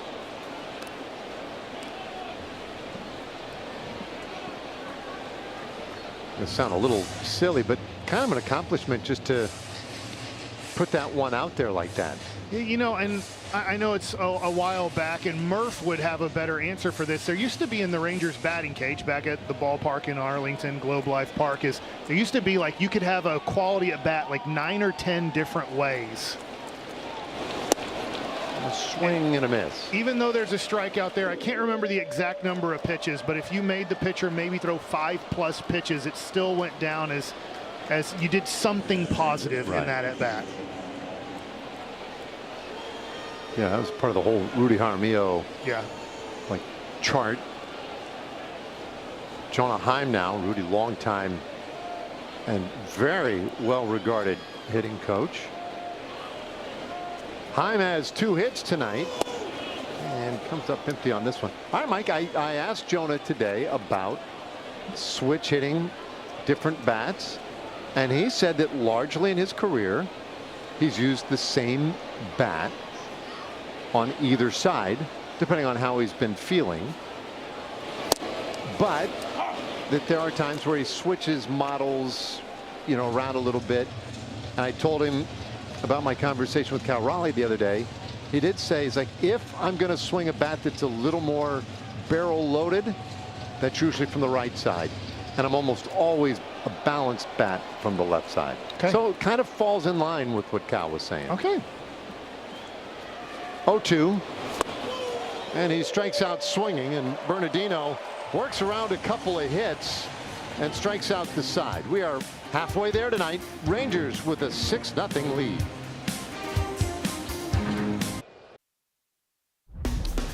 Time to look at our all-state good hands, and it's Nathan Eovaldi tonight, as it was raining heavy when this game started, and he has only given up 1 hit, 1 walk, and 4 strikeouts, as we have the good microphones here at Fenway Park. We're going to get you grunting from time to time. Well, the rain has, I believe, stopped. It's sort of a hazy mist now, as Trevor Story steps in, and he'll take strike 1. This can be a loud crowd, and I'll give a little credit to the weather, but a lot of credit to the Rangers scoring 5 runs in the 4th inning. To this crowd has been a pretty quiet Fenway crowd. 1-1 on Story. Well, and obviously every seat is not full. Now, those guys, I mean, they look like they're having a heck of a good time. Hopefully that's not a first date. Yeah. Could be a last. 1-2 the count. So yeah, the rain kept a lot of people away. It's not like it, you know, it's a rainstorm that came up around game time. It's been raining since we landed here Sunday night. Yesterday, you couldn't see the tops of most of the buildings in town. Just low slung, almost foggy pea soup hanging over this city. That's in the dirt. 2-2. Now, if you were smart enough, let's say, to rent a car and drive out to Plymouth Rock, why, you know, partly sunny skies and a gorgeous day yesterday. Yeah. But you know, a lot of people just stuck around the city. It was an idea I questioned as we were maybe driving out there. Fouled off. Nice Story. Stays 2-2. You have a good weather app, I guess. Yeah. Well, yeah. Big believer in Rain Aware. Free app. Really accurate. And I bet they have it because they knew to bring those slickers all the way from Texas. They didn't buy those right outside the ballpark. You think those are custom made hats? Yeah. Those are awesome hats. Whoever made those hats, maybe each individual lady, great job. Yeah. 2 balls, 2 strikes. Eovaldi notches another strikeout. This one of Trevor Story, 1 away. Well, not only 95 miles an hour, but watch this, no leg lift. Eovaldi with a timing, no leg lift go. And you don't know, maybe for Story, that might have got him a little bit off of his rhythm and timing. And that ball is by you.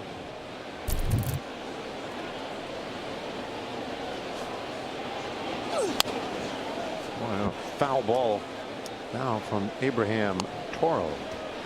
Yeah, those ladies that we've seen a few times tonight, I'm about 100% certain members of the Texas Rangers Women's Club, which last year celebrated 50 years as a club. This one in the air, left field, hit well. Takes Langford back, and he'll take the carom off the wall. Toro heading for second. Here comes the throw, and they got him. The Green Monster giveth, and it does taketh away. And Langford with a great read guns down Toro. Well, you see the ball off the wall. Watch how quick Langford gets the ball in here.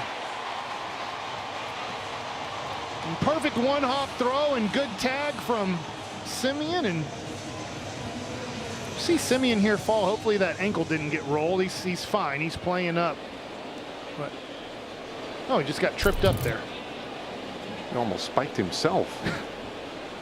Narvaez now, and he'll take a curveball just a little bit off the plate. You know, and give coaches credit. Tony Beasley was out, or I mean, that's his job, but he's out there hitting balls off the walls to make sure these guys get good reads if that happens. And that was a really nice job from Langford playing it off the wall. Yeah, that was fun today watching Bees work with the guys, because there wasn't a lot going on today with that tarp on the field. 1-1.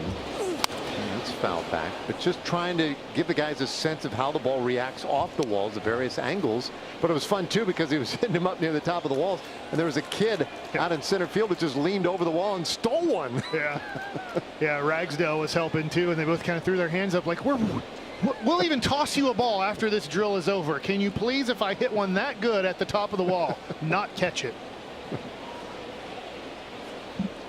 Now the 1-2. Got a bouncer down the first baseline. That's a base hit for Narvaez, and a weird hop off that short wall earns him a double. And probably would have had one anyway. Well, how big of a play was the Langford play now? This saves a run. Langford's play saves a run because this ball, we'll see how far back that ball gets. It looks like it almost gets behind Narvaez here and just hits a soft ground ball, but finds the line, and then Adolis has to jog in and get it. But the Langford play saves a run. So Rafaela, and that's a line drive to first. It's in your glove. That is great. It's in your What glove. a reaction. Where is it? Well, the Rangers playing some defense, whether they know it or not in this inning. Langford with the throw, Semien with the tag, and then Josh Smith using the big glove. Catches the ball. Eventually, he knows he's out.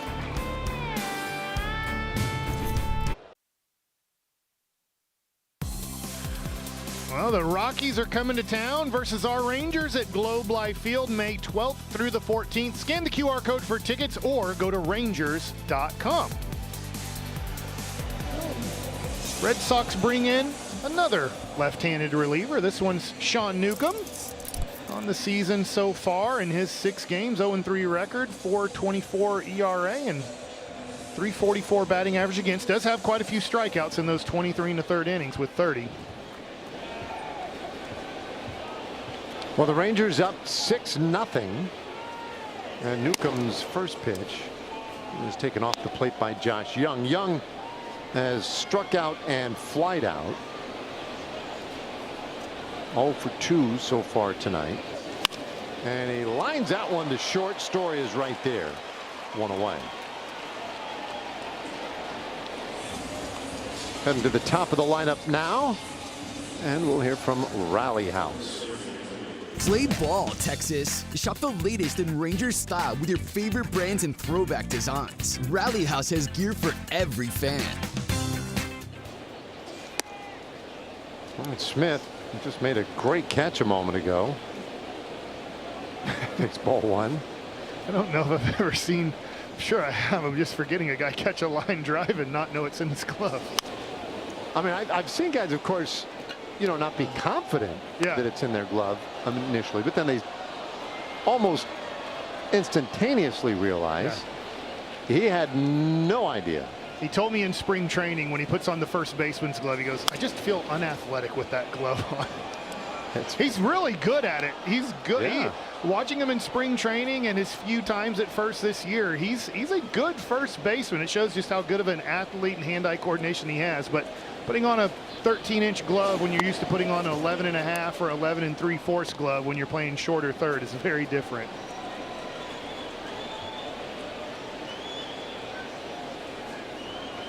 Well, that was a big out, too. That scores a run if he doesn't make that catch. Newcomb's 2-2, and that's a little bit low. So the opening game of this series in Boston, with a game here again tomorrow night and then Thursday afternoon. 3-2, and that's fouled in and out of the mid of Narvaez.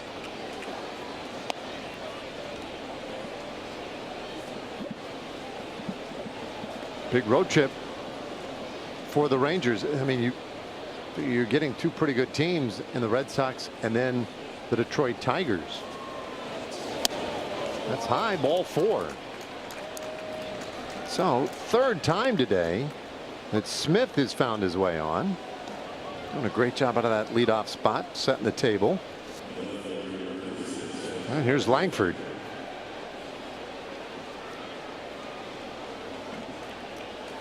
It's also a big time walk against a tough lefty. Langford 1 for 3. That was a great swing. He just missed that one. That's a good 0-0 swing. I know he missed it, but that's how you swing first pitch.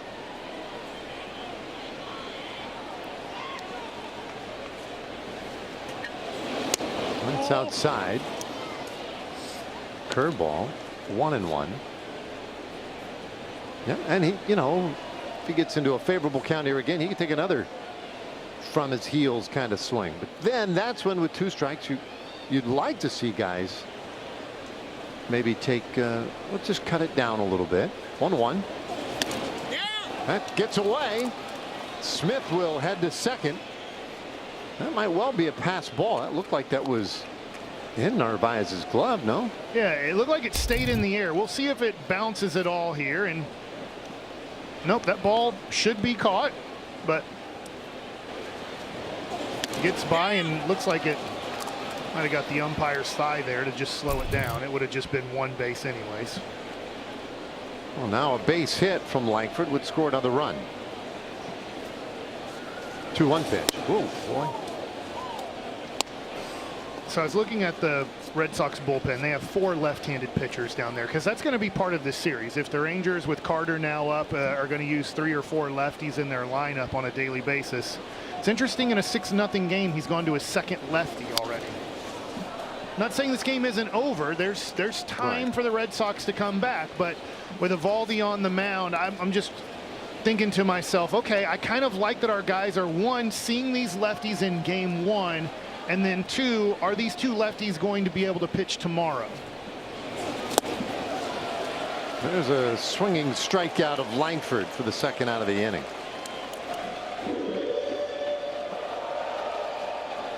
All right, here comes Corey Seager. So left on left battle here. Bernardino got him in the 4th inning.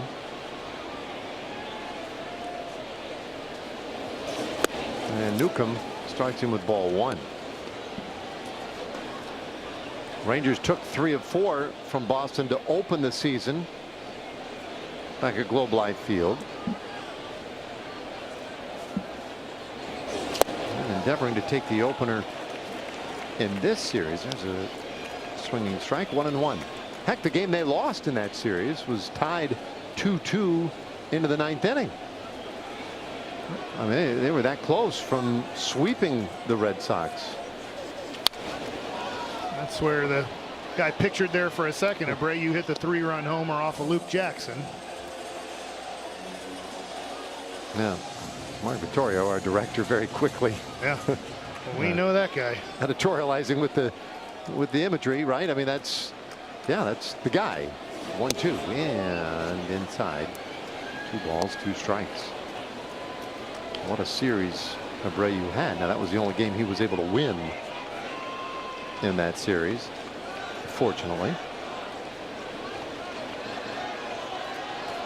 2-2. Seager stays alive. Of course, Seager just back off the injured list.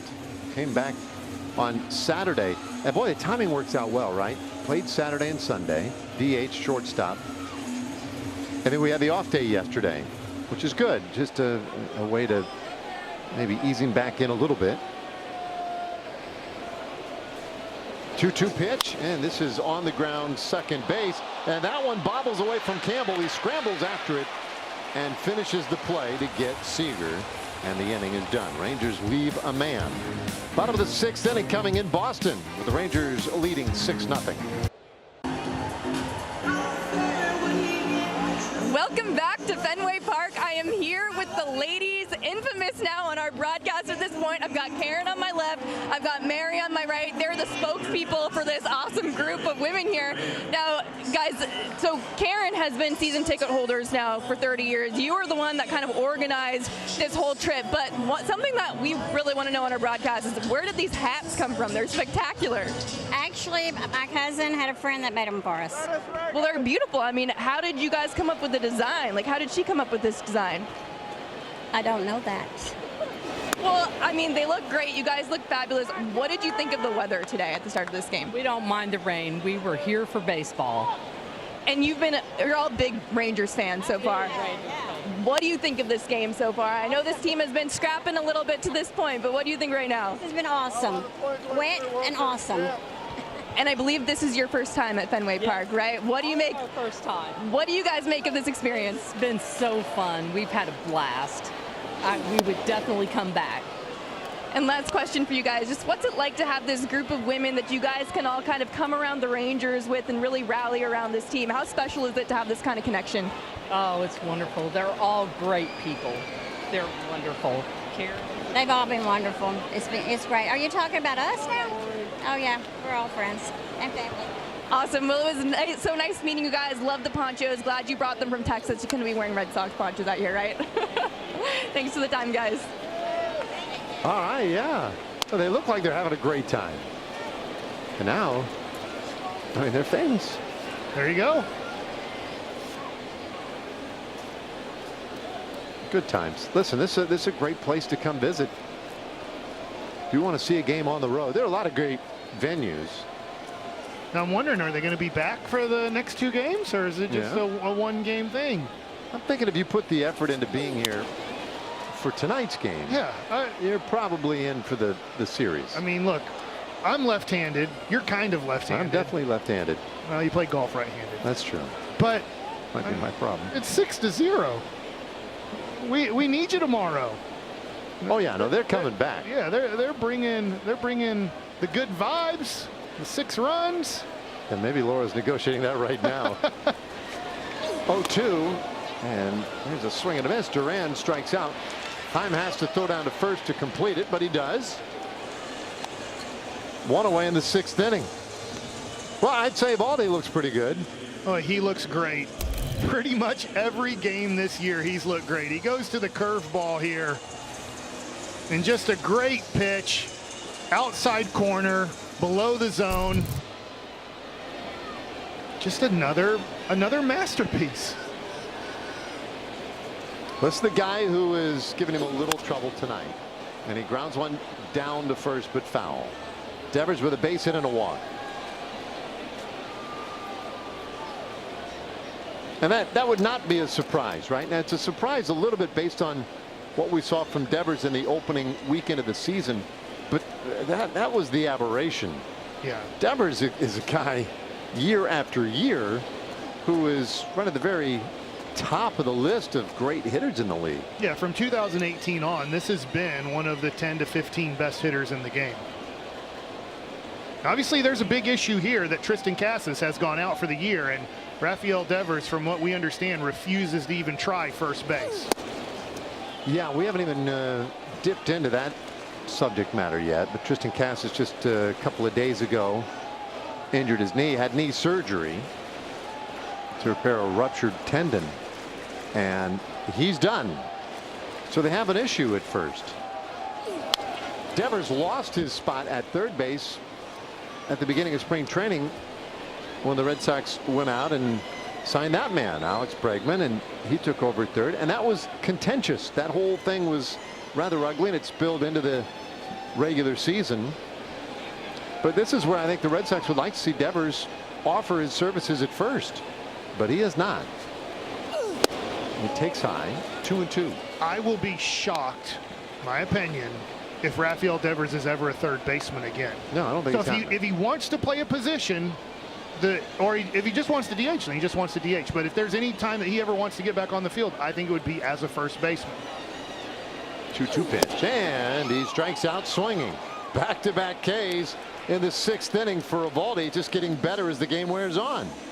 Eovaldi efficient tonight. 83rd pitch of the game, 2nd strikeout of the inning on the cutter. Starts off little back door, gets to the middle of the plate, but it just shows how good Eovaldi's stuff is. Sometimes when he might not throw the perfect location, still gets swings and misses. 7 strikeouts tonight. Oh, work to Alex Bregman. This is 3rd time through the order, and that cutter right on the edge for strike 1. There's perfect location.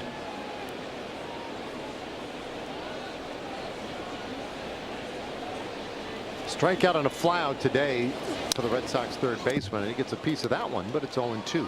So this is when we showed earlier our StatCast powered by 3D Cloud, or stat, whatever I'm saying here. Yeah, I got you. Yeah, I got in most of the words there. Is it just shows how different it is. Those pitches look very similar in break, but there's a 10-mile or so difference, and Bregman out in front of that softer breaking ball. This one down the right field line, and that is a fair ball. Now rolls up around that bend down there in right field. Bregman with a 2-out double.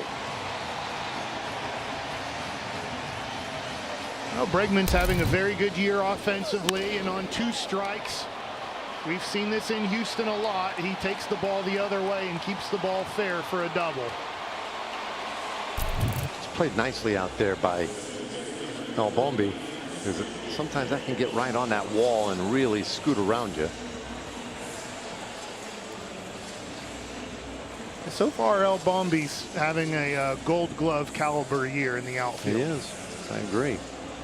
Now it's tough in this league because the guy he's playing against tonight, Abreu, in right field, he was the Gold Glover last year in the American League. You have 2 of the best right fielders going in tonight's game. Campbell tried to stop himself, but no chance. He went around. That's strike 1. Pointed this out on that first series of the year. Campbell, interesting way he hits. He starts off closed here, but he steps towards the shortstop. And that pitch, if you can, to me, locate down and away, it's a tough pitch for him to hit. Now, I'm not watching all of his at-bats, but that's the pitch that I would think he would really struggle to get to when he kind of steps not towards the pitcher, but more towards the shortstop.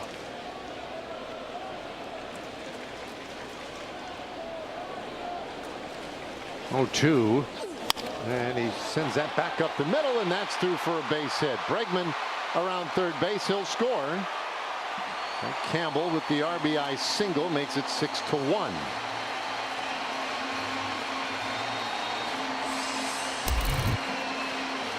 Well, we'll see. Trying to get inside here and just not inside enough. This ball's not hit, well, I shouldn't say not hit great. It's hit 107 miles an hour. But as we see, ground balls are hit a lot harder than, we'll say, fly balls. And that one definitely had enough to get up the middle. I thought he jammed him a little bit more on that, but Campbell got the fat part of the bat on the ball. Campbell has just been named the American League Rookie of the Month for March and April, and off to a good start in May as well. As Abreu is due up. Little visit here with Mike Maddox out there. This is the third time through the lineup. How about that? I guess I would even really. I hadn't noted that it was a 20 pitch first inning. Yeah. But from there, very efficient. Obviously, the fourth inning, you got to 19, and most likely the last inning for Eovaldi, and you'd love to finish it off here. You see the times through the order. 194 that third time through, and even 230 second time through, still really good. Yeah. Well, the dangerous Wilyer Abreu, and he'll go after the first pitch, line it out there to Langford, who makes a leaping grab to end the inning. Yeah, smile about it, Wyatt. That's some athleticism right there. Beautiful play. Well, this is a line drive at him, and luckily a couple steps back and a leap and a catch. And the Rangers leading 6-1 after 6.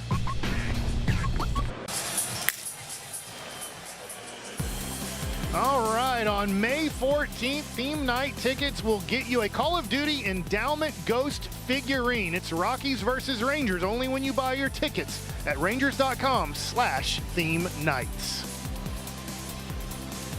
So get the Ghost figurine. All right, Blaine Crim will bat here for Peterson. We saw Peterson bunting in the 5th inning against the lefty Bernardino. And with Newcomb out for a 2nd inning, I guess they figure, well, let's put a right-hander in there against him. And Crim bounces one down to 3rd. Bregman's long throw is in time. And that's the first out of the inning.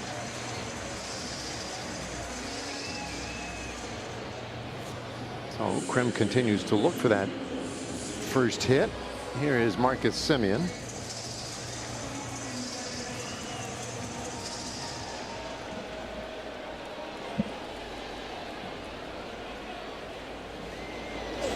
And Marcus takes right at the top of the zone, strike 1.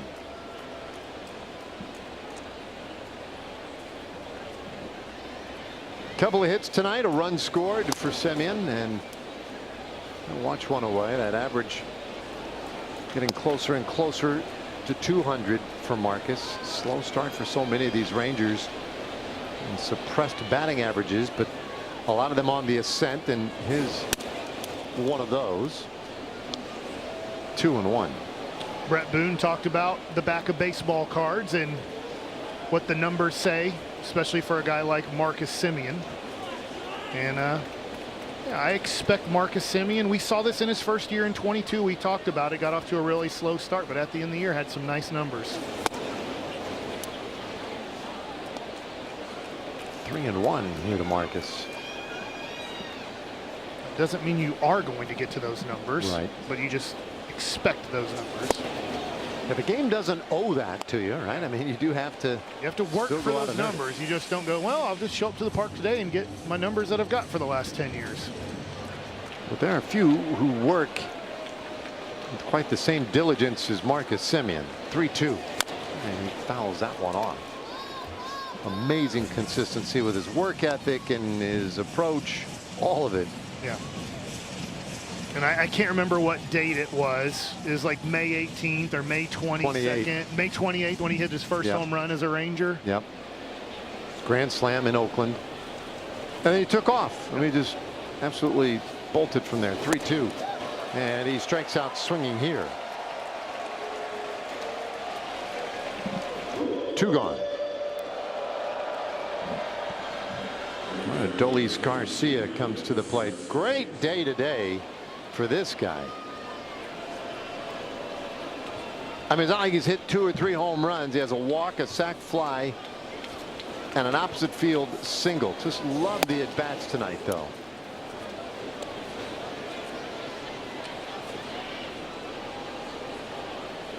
Rangers doing the damage in the 4th inning, a 5-run inning.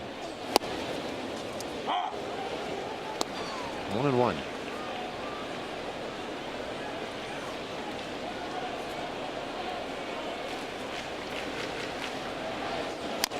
Slow tapper toward third, charging Bregman, bare hand to throw to first, not in time.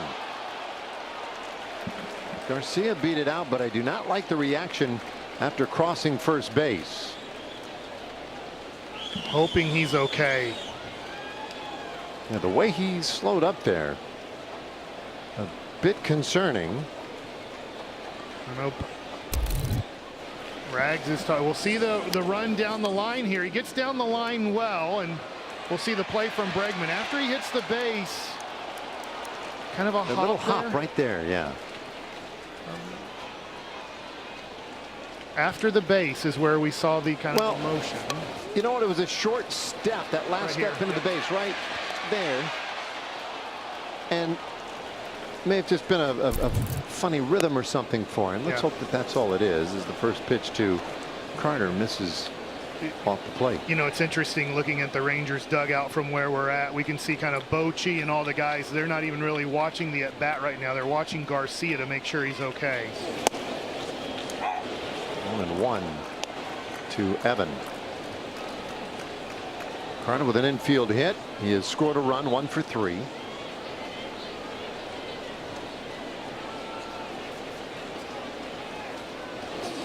And he hits this up the middle. That's a base hit. Boy, a big part of Carter's development down at AAA was let's see him face left-handed pitching. How about that base hit right there off the lefty? This is a great job on the breaking ball away, staying up the middle, side view, staying through the ball. Good job of keeping your bat in the zone as long as possible. Getting the base hit, and you can see Garcia. I know he wasn't going to go anywhere to third, but he's definitely taking it easy right now on the running. I see Boch down there in the dugout motioning out to Garcia to ask, are you okay? There's no reason to keep playing this game if you're not sure about whatever's could be irritating him right now. Yeah, but he needs to be clear about it, right? Boch, I mean, I'm sure he's on the exact same page as you. It's just like, dude, just tell me. 1 strike pitch, and Heim fouls that back. Yeah, I always tell kids when I'm giving pitching lessons, I said there's only 2 people that know if you're hurt, and it's you and God. Your coach doesn't know, your parents don't know, your teammates don't know. They're trying to read your body language, but you have to speak up. If you are hurt or something's bugging you, please say something. Jonah takes outside, ball 1. Alex Cora trying to get 2 innings out of Newcomb. Came in to face Young, so Heim is the 9th batter that he has faced. The 1-2 bouncer right side of the infield, and Toro has it. He'll go to the bag, and that ends the inning. And we'll find out soon enough what's going on with Garcia. Rangers come up empty in the 7th. Stretch time here at 6-1.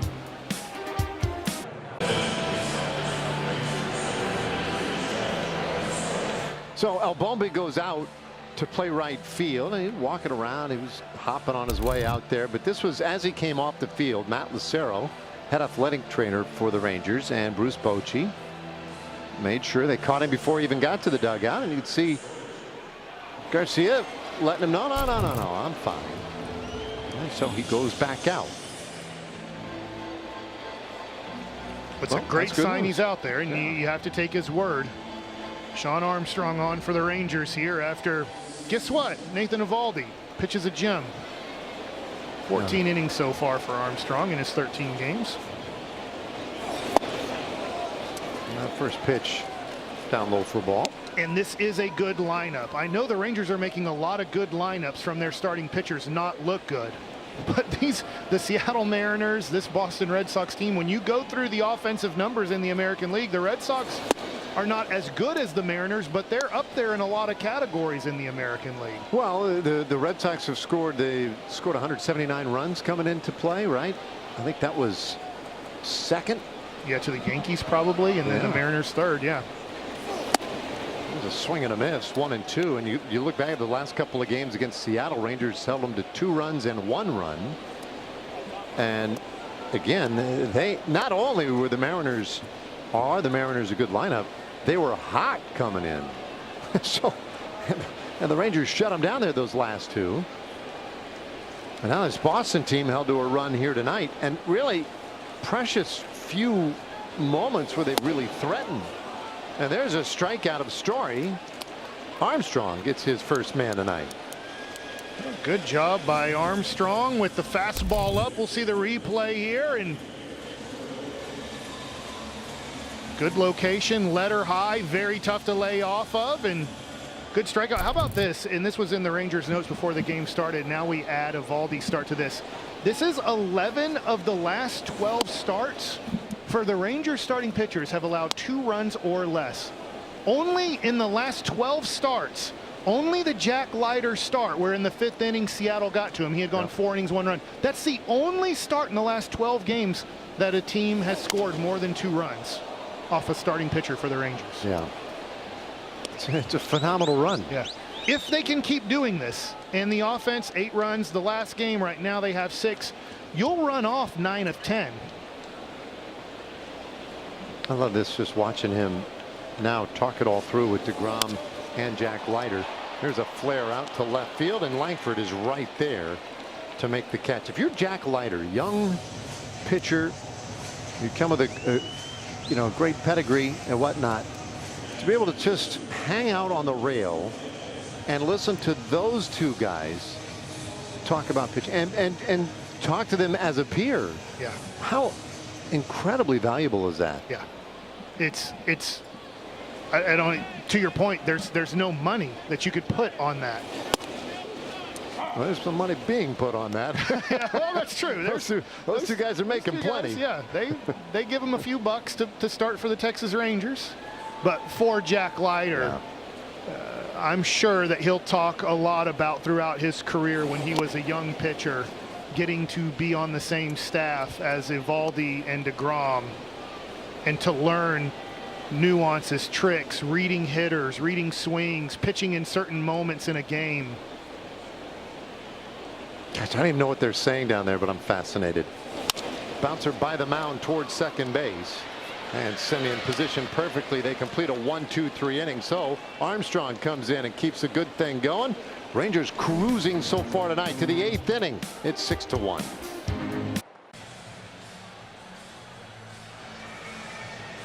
Hey, Rangers with a 5-run lead as we've made it to the 8th inning through the rain earlier. It stopped. Oh, I don't know. What about the 4th, 5th inning or so? So now pretty nice. But the results tonight have been great. How about 14 hits for the Rangers? Really swinging it well. They've put pressure on the Red Sox pitchers. Obviously, the 4th inning, 5 runs, 7 hits was the big inning. But you like to see that the Rangers keep getting hits pretty much every inning and putting pressure on the Red Sox to make pitches with runners on base. I think I can't remember if it was Hicksey or Nadell just talking about coming into this series that Langford and Seager have just not been able to hit with runners on base this year. And it looks like, I'm hoping after Sunday's finale against the Mariners and then tonight's game, that we're going to see a lot of Rangers have those runners in scoring position opportunities. Well, how about those numbers right there? Young takes a strike, 1-1. Young's the only starter in this Rangers lineup without a hit. 0 for 3. He'll take outside. A 3rd inning from the left-hander Newcomb here. Walked a batter in the 6th inning, gave up 2 singles in the 7th. He's yet to yield a run, and he's fallen behind Josh Young here, 3-1. Well, Josh Young had a 3-0 count last time and flew out to right field. He's put himself in a great position to succeed here. Look out, that's in for a strike. Full count, got me there. It might have missed the zone here, but it doesn't matter. It doesn't matter what I think, what you think at home. There's only one person that matters on balls and strikes. He's definitely tricked me there. The payoff. And that is strike 3. And I had a bad feeling about that one. Had a feeling that Young might be taking, and that he was definitely going to get a strike after that previous pitch. Well, this is a good backdoor breaking ball here that starts off outside and last second catches the corner. So here's Josh Smith. And he hits this one off the handle, foul out of play.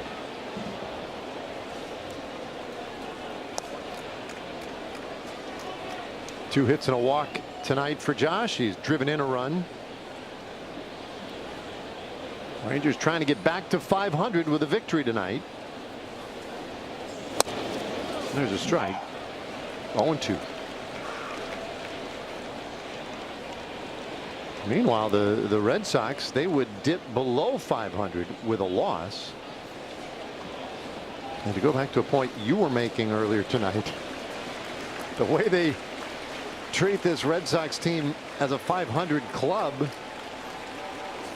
and a second place team on the radio, and just the general commentary around town about them. Ooh, boy, they're going to get after them if they fall below 500. Oh man, tomorrow, watch out. In fact, I might turn it on just to hear them say, I'm done with this team. They've lost 19 games already. Only won 18. Oh. It's a tough crowd here. Eh? They would actually like to be 36-0. I don't even know if 35-1 they'd be satisfied with. They would not. They would not. It's inconceivable, really, that they would lose a game. Yeah. It's like, what kind of ridiculousness is that? 2-2. Well, that was pretty well placed. So Smith maybe gets the benefit of a call right there. That was really close.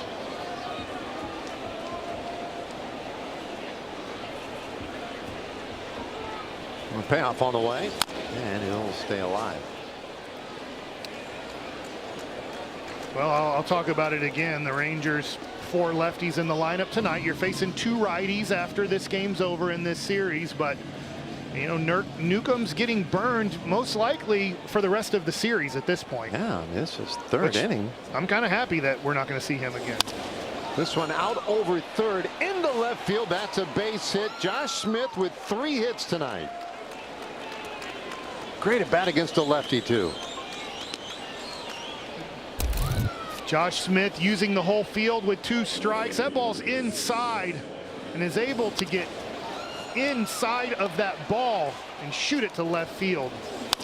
After a 4-hit game on Sunday, a 3-hit game, 7 hits in the last 2 games for Smith. Wyatt Langford, and he'll take ball 1. Brett Boone has to be thinking right now, like, man, I just fell into the easiest gig ever. These guys are pretty good. You've talked about it. There's a lot of talent in this lineup. It hasn't produced, but there's a lot of talent here. Chopper to third base. Bregman to second for the 1 out, and that's all they'll get. Just didn't develop quickly enough, so Langford safe via the fielder's choice. It goes 5-4. Yeah, I'm with you. And I think as things were developing for this team, I couldn't get past that. The fact is, there is a lot of talent in this lineup. A lineup that I think was expected to do a lot better last year. And then the Rangers went out and added a lot of talent to it. So it just didn't make any sense. And now, you know, they've made some changes to the actual lineup, adding guys like Evan Carter tonight. And we'll see what Brett Boone, you know, what he can add to this now. And who knows? You know, it's a mix of things, ideas, personalities, all of it, and it matters. And the Rangers are leaning in on it with Booney, because he does have a lot of personality. He's got a hard edge to him. Yeah. Like a competitor's fire. He has more energy than you could imagine. But he really appreciates the challenge of the gig, right? How hard it is to be a hitter. Uh-oh. I think that might have gotten a piece of the bat. Taken off for second base, Langford. He is in there. I haven't seen a signal, but I thought I heard that tip the bat. No? I thought the sound might have been by the time it got to the backstop. We heard the backstop. But we'll see here, and it misses the bat Oh, it's and the glove. tips the glove. Well, that is a wild pitch. And has Langford at second base. 2 balls, 2 strikes.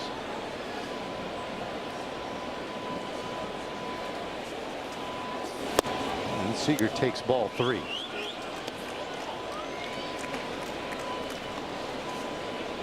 Oh, wow, look at that. We're told those are fire alarms. You can hear the beeping. I thought it was a truck backing up outside the ballpark. Well, the Rangers are hot hitting tonight. I didn't know they were that hot.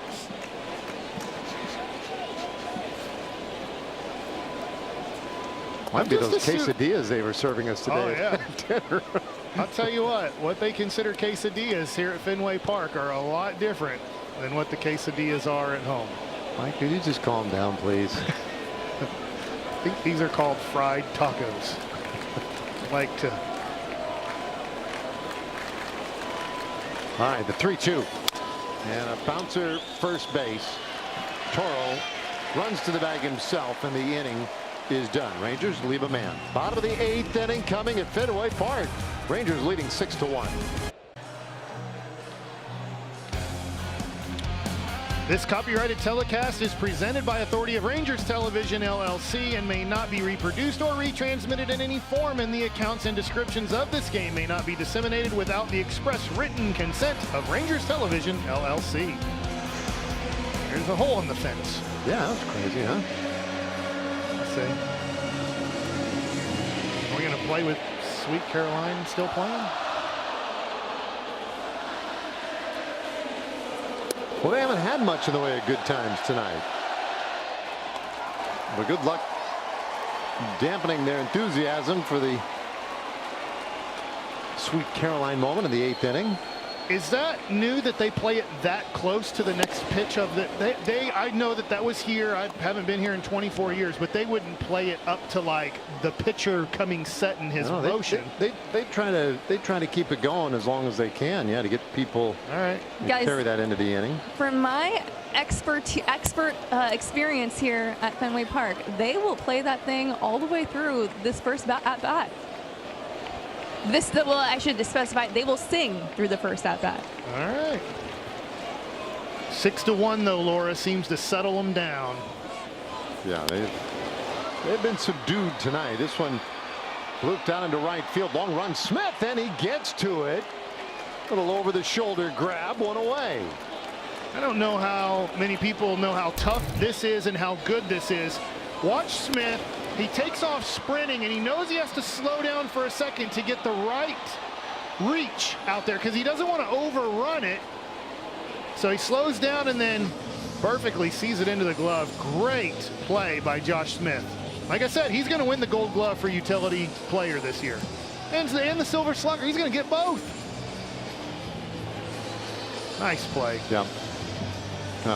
What a beautiful job and great work by Armstrong. His day is done as the Rangers go into the bullpen for Robert Garcia, leading by 5.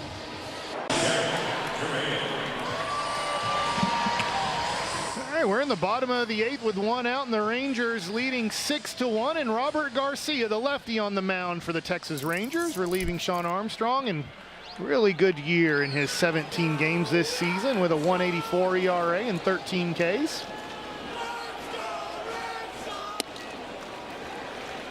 First pitch to Duran, taken up for a ball. Duran, a couple of strikeouts and a comebacker.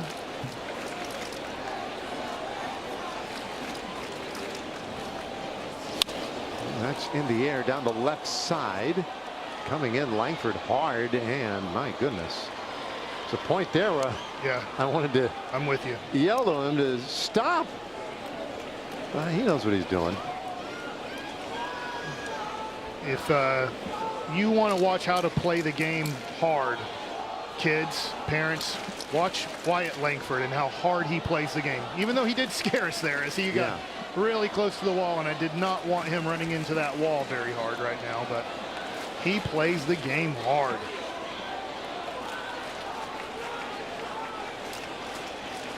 Yeah, now sometimes You got to use a little judgment, right? I mean, Bryce Harper was one of those guys, right? Played so hard. And at some point, he was pulled aside and they said, listen, we can't have you running through walls. That's just not helpful. We're going to keep you on the field. Now, Wyatt has been pretty savvy about that, but that one really did make me a little nervous. Well, that's a weird corner, right? This is his. Well, I have to look back if he played at Fenway last year. I know there was a small part where he was injured, but this is not an easy place to play left field or outfield in general. It's tricky. Yeah, full of all sorts of unique angles and whatnot. The 1-2 pitch. That is strike 3 call. Perfectly placed fastball from Garcia, and Duran down looking. Oh, Garcia goes with the heat. Trying to throw it away, but perfectly hits the inside corner. Jonah frames it up and gets the strikeout looking. All right, 2 gone. Here is Devers. And he'll take strike 1. Let's check in with Laura. Yeah, guys, I actually spoke with Wyatt Langford before today's game. He was coming in from the outfield. He was taking balls off the monster with Coach Tony Beasley, and I just asked him about the experience of playing here in left field. He did play here last season, and he said it's hard to predict what the ball is going to do here. You just have to be ready for anything. Yeah, it's not an easy wall to play off of. In fact, you see that it's rare, but they even have a ladder there it can go off of. No, I love that. Just once I want to see that happen. For the Rangers hitter. Not, yeah. I don't want to see a. Whoa, boy. 2 balls came down. How in the world did that happen?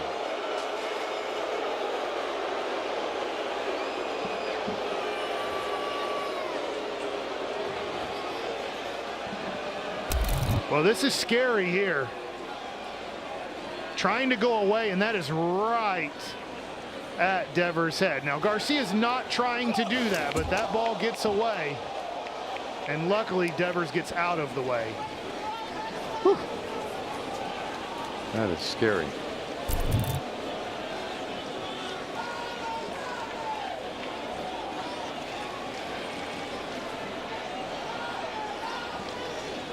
Left on left here, too. Of course, magnifies the challenges for that left-handed hitter. Now swing and a miss on the slider. So Garcia strikes out back-to-back hitters to end the inning. It started, though, on a great defensive play by Josh Smith, working toward that Gold Glove. And then Garcia working the strikeout to end the inning.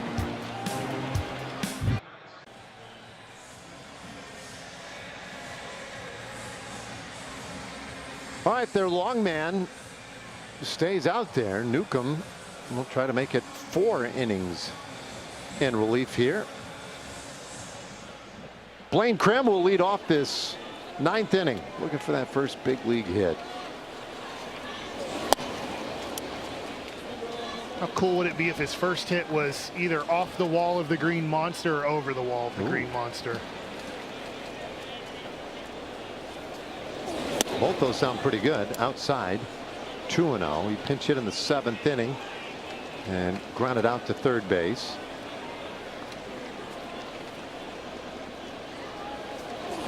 And he takes up an out. Well, he's in a great count right here for the Crim Dog, or the Crim Reaper. 3-0, and that's a strike. Which one do you like better? Ooh. I'll lean towards the Crim Reaper. Yeah, it's pretty good. It's in the air out to right field. Abreu, though, has it measured, and that's the first out of the 9th inning. Okay, before Marcus bats, let's hear from Globe Life. For more than 100 years, Globe Life has consistently protected the financial future of millions of families. Globe Life. Make tomorrow better. All right. Simeon watches a low strike.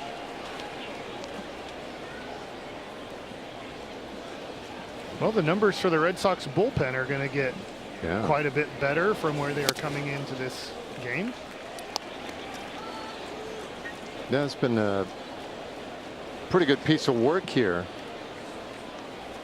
from Newcomb. Now, this is what he's been doing. He's been used 4 to 5 innings, it seems like, pretty much every time out. I think his last time was a 1-inning appearance, but that's the only one, I believe, of less than 4 innings. Well, and I do know the Red Sox fans they're not so worried about when they're down 6-1, the bullpen doing well. It's when they're tied in the 7th inning or have a lead with about 8 or 9 outs to go that they've struggled to finish off those games. Yeah. But he does his team a service here by, limiting the number of guys who have to be used in a game that kind of got away from the Red Sox early. 6-1 Rangers. Just going to tell you real quick, I am a little bit worried about this pitch. Okay, good. I just wanted him after Devers. It was an accident. It was at his head, and then the next pitch was a perfect slider with 2 outs, nobody on, and maybe I'm just thinking too much of old school baseball of then you go get the guy here. This ball hits sharply to short, and that's through into left field, a base hit. Absolutely scalded by Olbombi, his 3rd hit of the game, to go along with a walk and a sac fly. Well, this is great to see from Garcia. That ball's 99 miles an hour, and that in-between hop for Story, and that ball's hit hard and gets by him. And great day for the Rangers offense. Great day for Josh Smith and Garcia.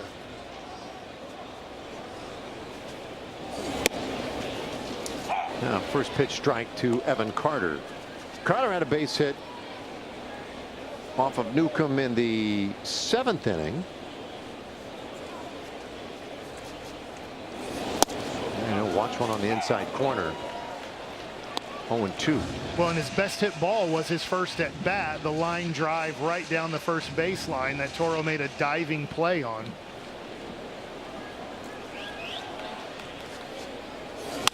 This one in the air out to right field. Abreu coming on quickly, goes into a slide, and he makes the catch. Another great defensive play by the Gold Glove right fielder Wilyer Abreu as he takes one away from Evan Carter. Carter could be 4 for 4 today.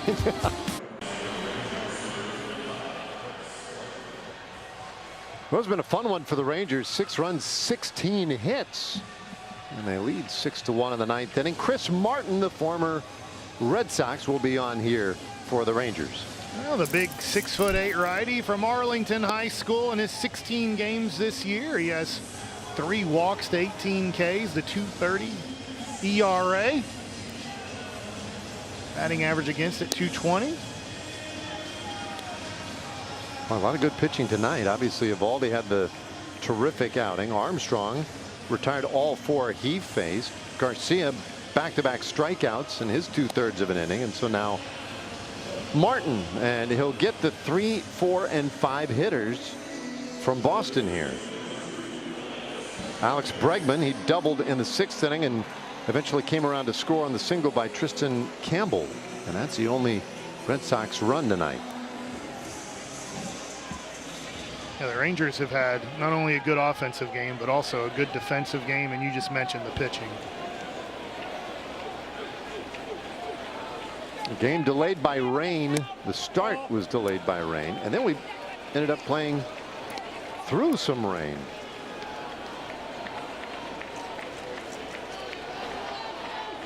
It was a 36-minute delay beforehand. And this is popped up on the infield near second base, and waiting for that to come out of the soupy sky. Semien makes the catch. One away. The soupy sky. Nice. Oh, it's not bad, even though there is a delay here. I mean, for Ranger fans, it's only almost 9 o'clock at home. Oh, yeah. Oh, that's worked out beautifully. In fact, really, the start time, the scheduled start time of 6:40 locally here, 5:40 back home, that's a little aggressive when you're back home. Yeah. I mean, I know the people who love it are people who are working on 105.3 The Fan, the home of the Rangers, when they get off their show early and the Rangers start a game early. You have some experience with that, do you? Campbell fires one foul. Might have not minded those Is that right? 1 p.m. Eastern time starts, doing midday radio, and maybe watching some Rangers baseball at home at noon. Still got a full paycheck on those days. Yeah, they said I worked. I showed up. Foul back by Campbell, 0-2.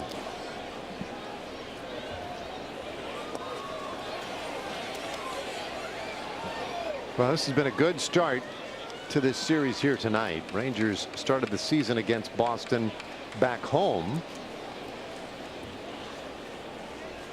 And that got the season off to a really good beginning. That is right in there. Strike 3 called. Campbell was locked up. 2 away. Boy, this is a beautiful pitch.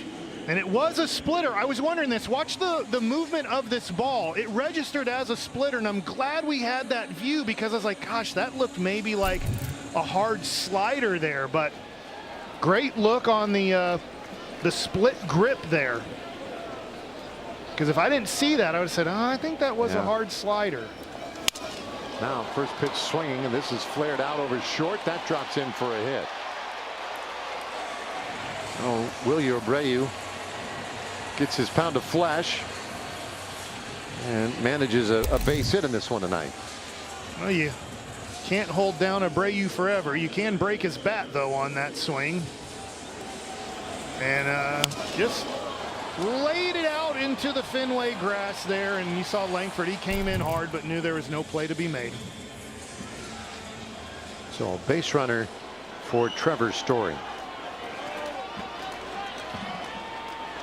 This is the 6th hit of the game, and the runner will go. Defensive indifference. Rangers could care less about Abreu taking second base. Weren't holding him. Didn't bother to throw. Josh Smith was already kind of in the shift too, so he was a good 25 feet away from the line. 1-0 pitch. That's on the corner. So Martin hoping to work around that hit. Now dealing with Story, who's had a difficult night tonight, 0 for 3 with a couple of strikeouts. It's 1-2. Nice cutter there, starts inside, gets to the zone, and after going away, that's just changing locations right there, going away and then back in. And now you have the hitter thinking, well, is he going to double up inside? He's throwing inside, he's throwing away. Does he go to the splitty that he got a strikeout earlier in the inning on? We'll step off here. Maybe I put too many thoughts in Chris Martin's head there. And he was like, hey, Bassick, I mean, I get it, but keep it simple. Yeah.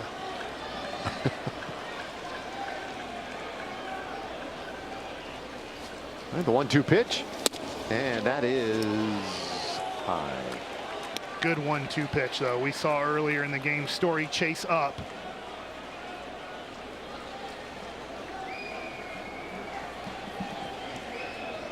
Sometimes when guys go up and have the split finger, they go to that pitch next.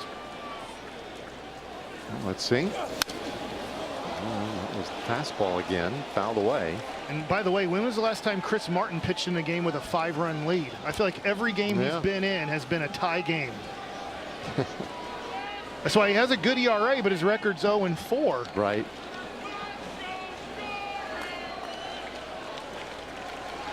Played for the Red Sox the previous 2 seasons. His 2-2 pitch, and he strikes him out swinging. Got Story, and that ends it. A fitting finish to a brilliant 6-1 win tonight for the Rangers.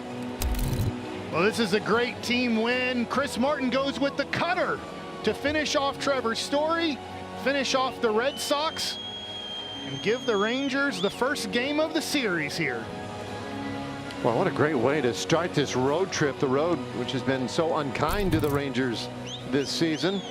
But a commanding performance by the offense and another brilliant start from Nathan Eovaldi. The Rangers emerge with a 6-1 win. We'll take a quick break, come back and wrap it up for you in just a moment.